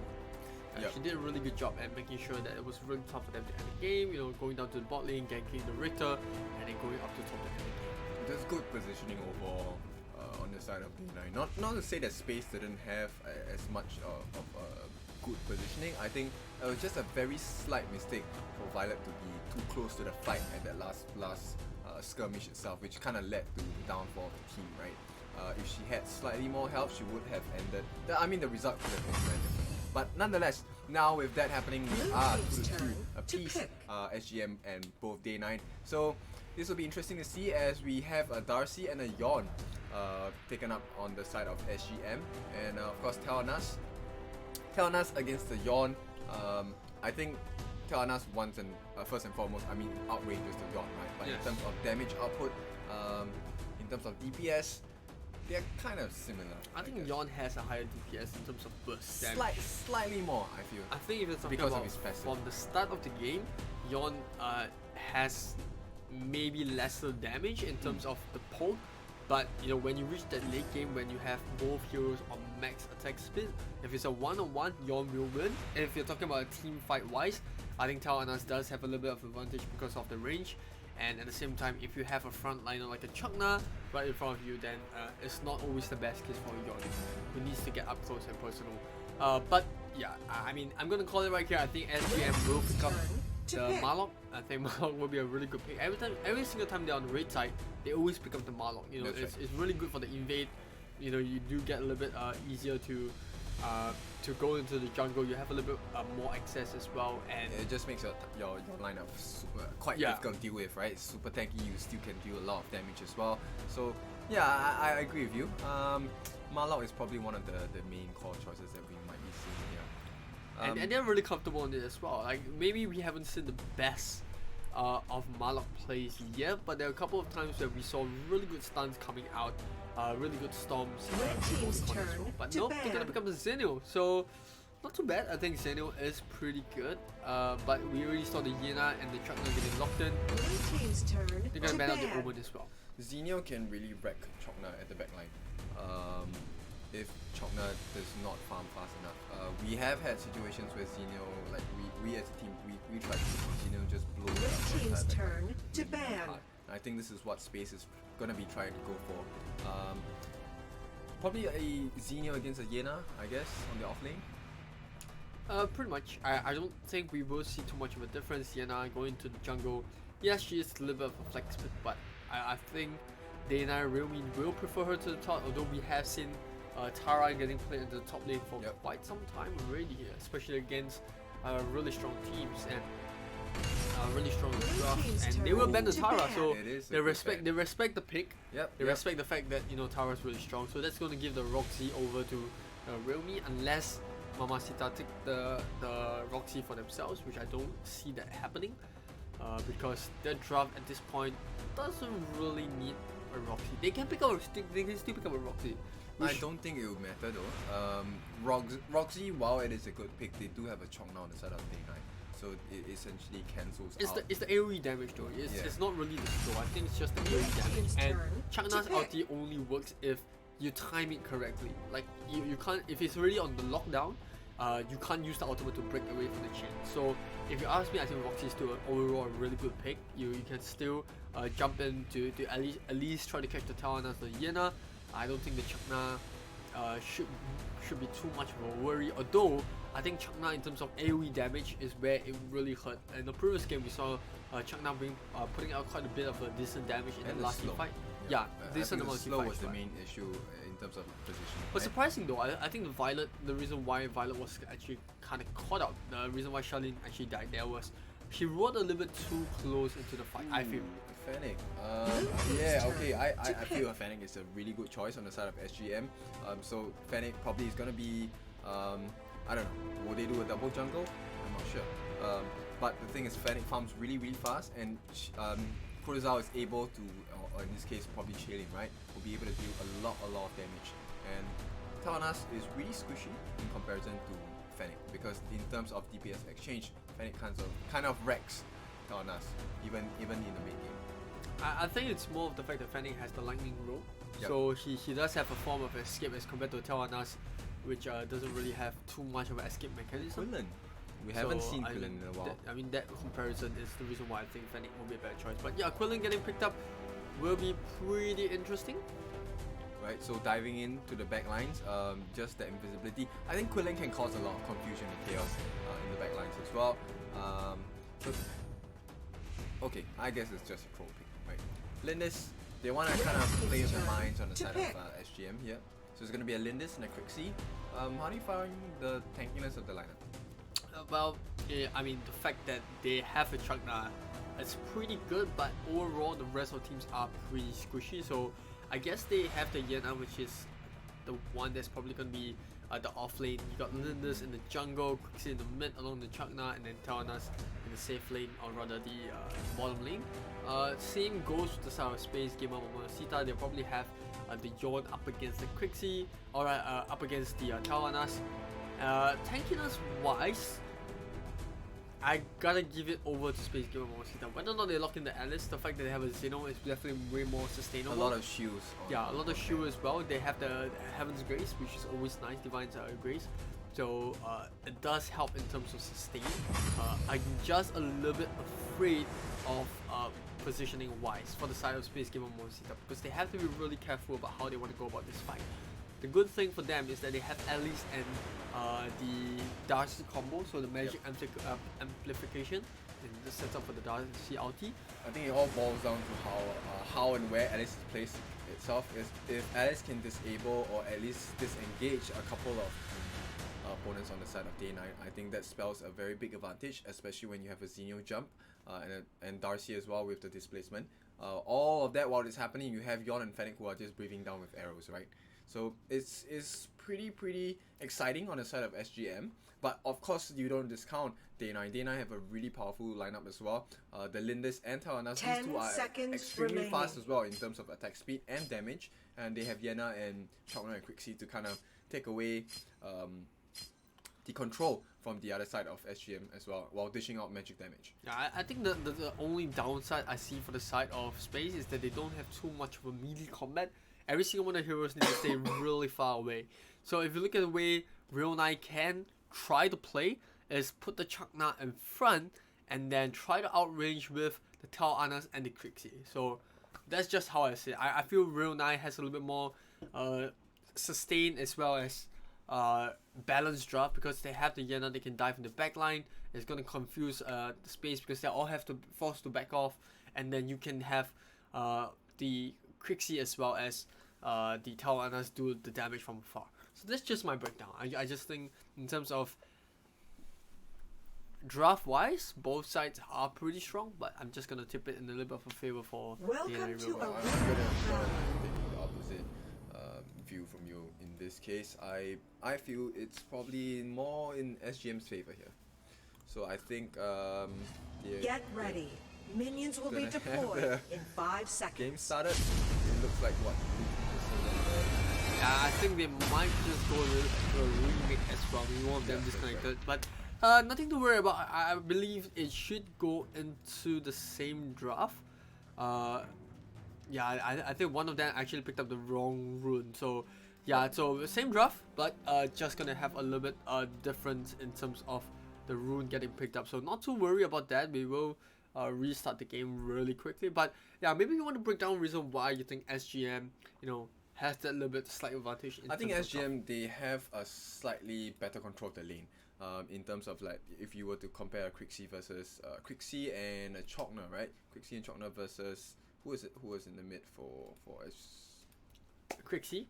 Yeah. up against Darcy. Day9 picked out Crixie. Crixie and yeah. Chongna, right? So these two members will be roaming around in the mid lane. Crixie, of course, she has decent damage, and Chongna is able to kind of dish out that wave to get things done. But against a Darcy, and who was the other mage that they had? Darcy as well as an Alice.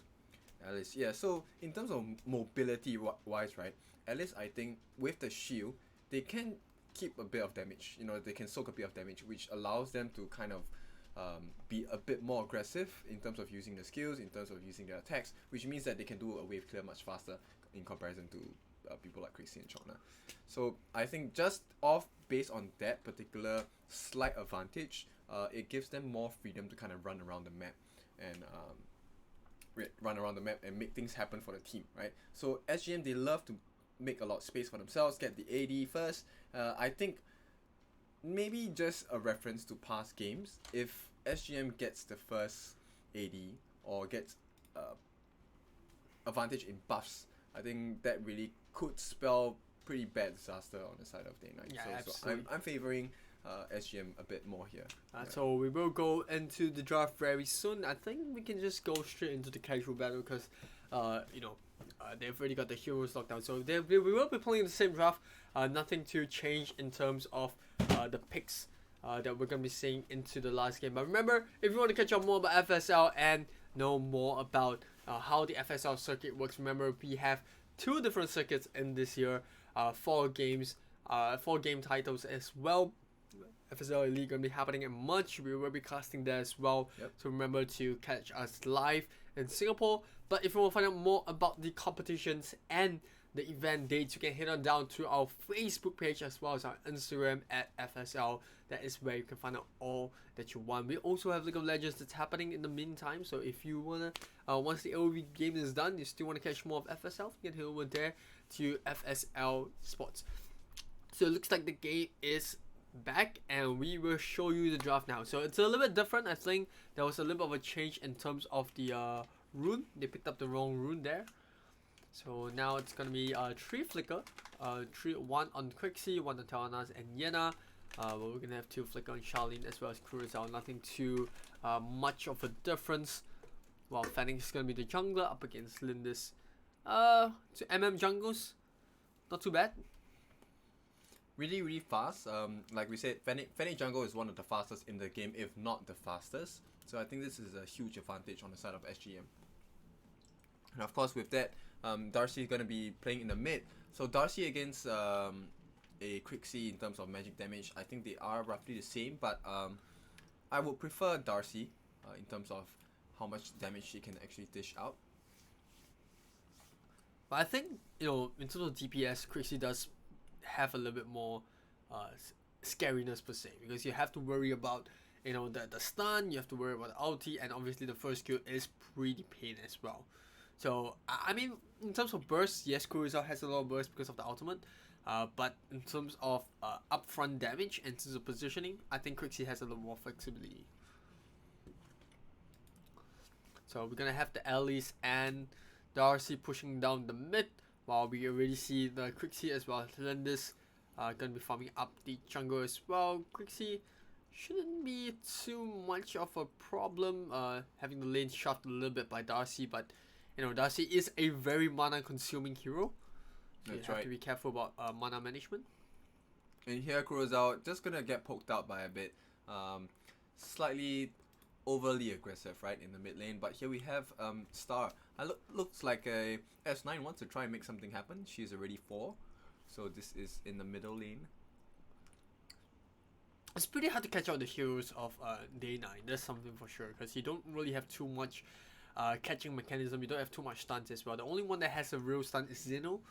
The rest, it's gonna be pretty hard. Yes, you got the Tawanas as well, but it's not always the easiest to land the stun. But if you talk about space in general, I think Zeno is the only one for real stun.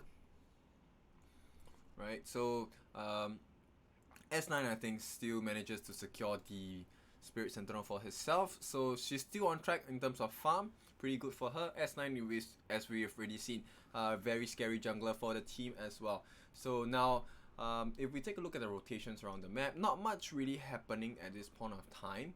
Everyone is pretty similar in terms of gold. Lowest though is on Chokna. I think babysitting the quick C4 for the side of day 9, and they want to try and make things happen. You can see the rotation slowly being made around on the side of SGM to try and make the situation to take the AD favorable for them. Yeah, I think they're just gonna push out the waves respectively, not too much in between these two teams. Kurosawa gonna take a little bit of a harass from the first skill, but I don't think they can do anything much here. I mean, Tamo's just good positioning as well. They might just put a little bit of pressure down the bot lane with the Yawn, but good defense comes from Day 9 to prevent too much damage to the team. And I mean, Tamo's just pretty much gonna pick up the mic buff. Just have to get the trap lane on there.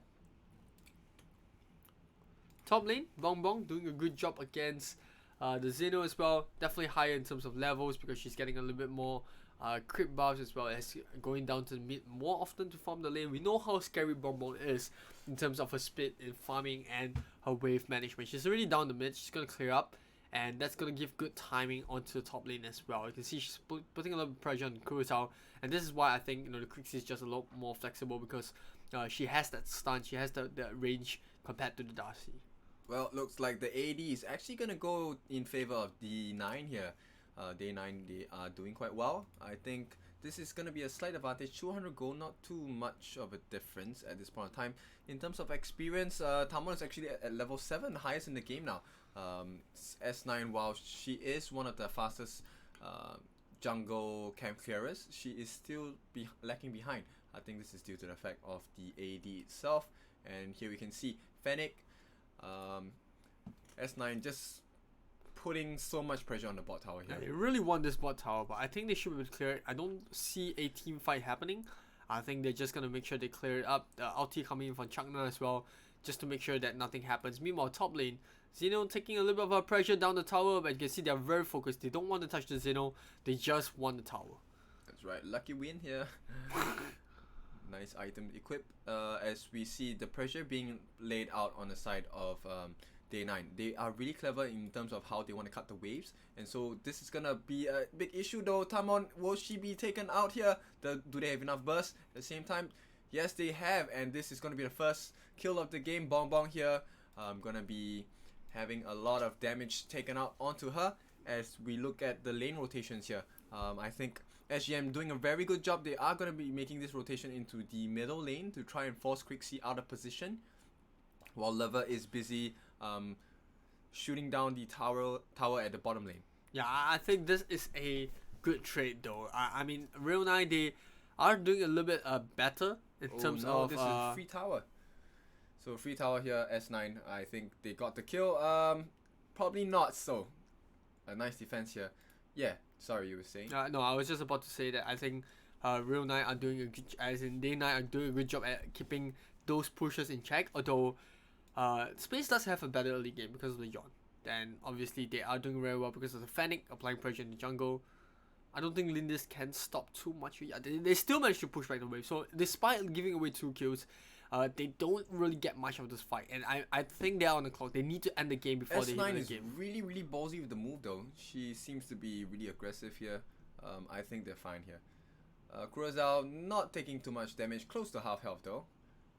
Yeah, I think they should be there. Yeah, nothing. I don't think Space can push down the mid lane. They have enough clear wave. And but this is Space for AD, right? So yeah. Now AD, S9, she actually gets it done. And this tower is more or less gone with so little health. S9 is going to be able to take it so easily. Lover actually gets stunned in. S9, really aggressive movement here. This is going to be a kill probably. The burst damage from S9 probably too much to take here. And this is going to be the the bottom tier turret down as well. So 1 tower apiece for both sides. As Bong Bong, you can see, doing very well with the split push. Yeah, she's probably going to do the same thing throughout the game compared to the previous one as well. Just that she's doing on the Yenas compared to the Tara.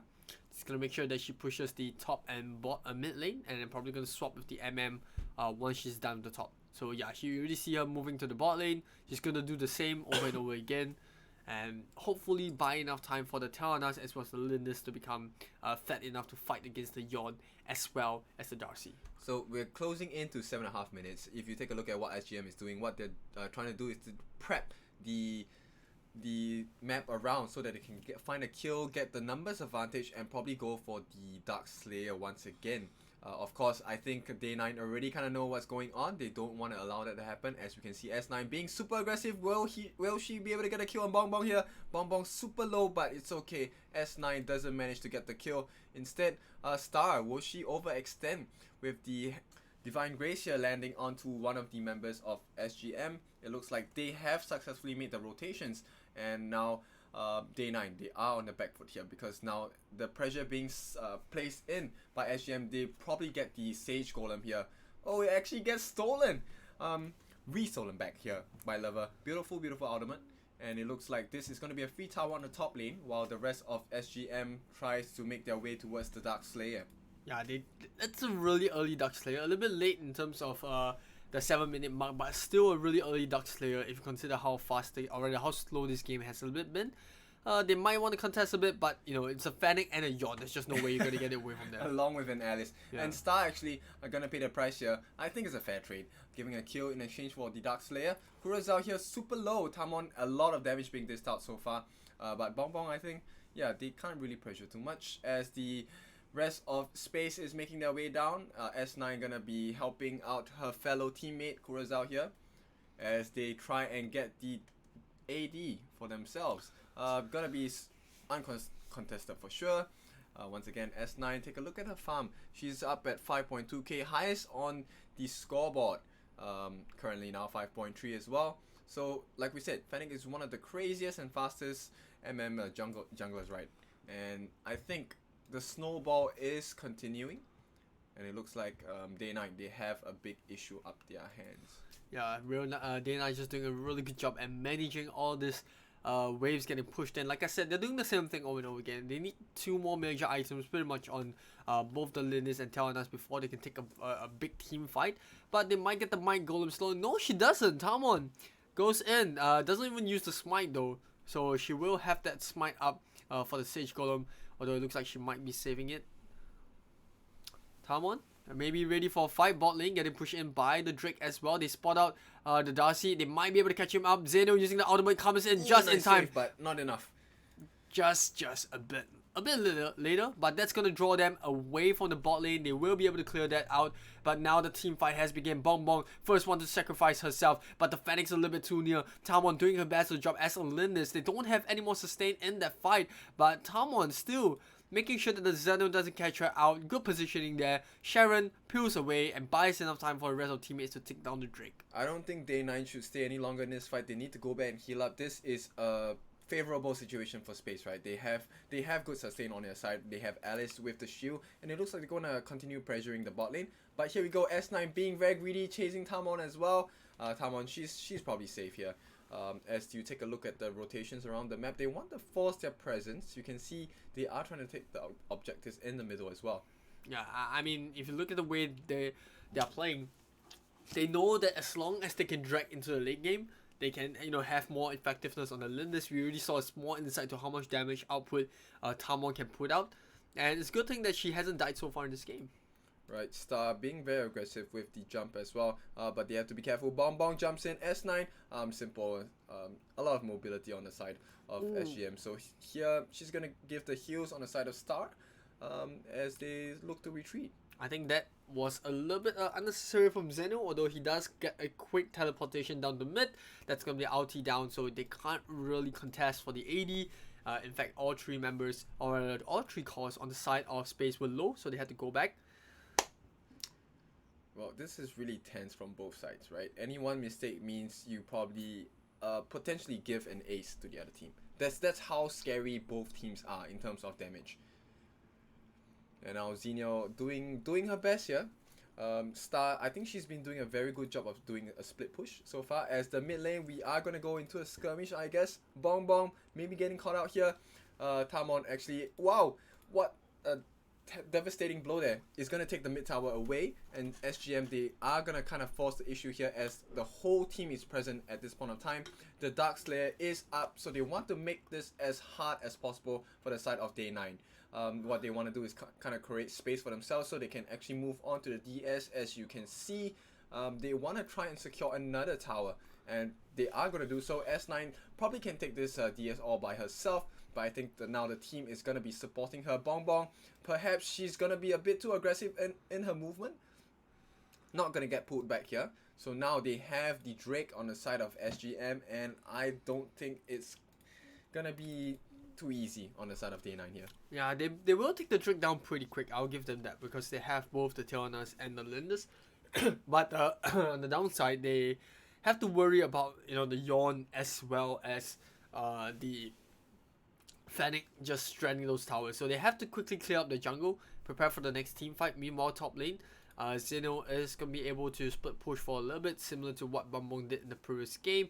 And if they continuously apply this pressure and do not make any mistakes, Space should be able to get one tower out of this fight. I mean, Zeno is just going to TP down all the way bottom with the Heaven's Grace, and that's going to allow him to join up with the rest of the team. So it's a 5-man gather up down in the mid and bottom lane. Sharon already down to half HP even before the first team fight happens. The major displacement on Yana here, that was a pretty good play by Zenio here. S9 falling really low, try to run away from Tamon here. They do get the bottom tier turret, and now S9, I think they're in a good position. Sharon getting caught out here, actually gonna die. So this is gonna be a 4v5 situation here. This is time for SGM to go ham and go all in. This is the throne, and this is the final defense here. Can they do it for themselves as the Xenion Q comes in? Doesn't look too good for them. Bong Bong still really healthy, but the base is not looking healthy at all. Where is S9 in all of this fight? Still looking really healthy, but Talmon, she survives. So far, it's looking like a lost cause because the Fennec is still alive, and this is going to be it. This is your grand finals, your champion, SGM, Space Gamer Mamacita, taking 3-2, sorry, against Day 9 Realme.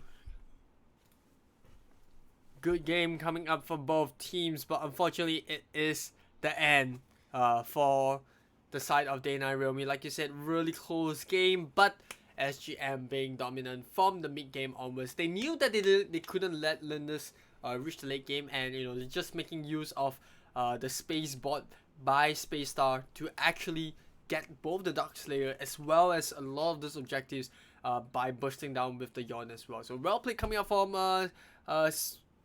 SGM. I think they did a really good job managing the fight, and like Ken said, these are your grand champions, or rather of the Thai qualifiers.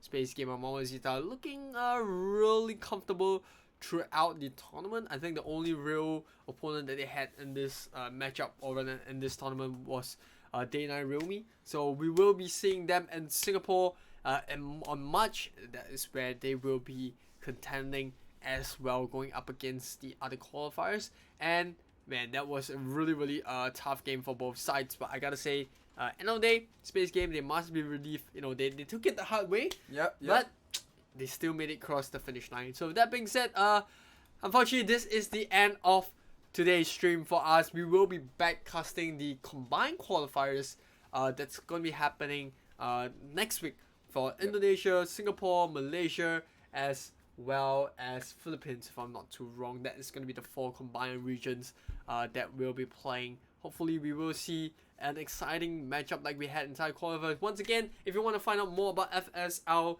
and the circuit in 2020, you can head on down to our Facebook page as well as Instagram. That is where all the details are. A big shout out to our sponsors as well: Dreamcore, Super Solid, Aftershock, and Yahoo. And once again, my name is Aris. Kasami has been Kindofu, and we'll see you next week.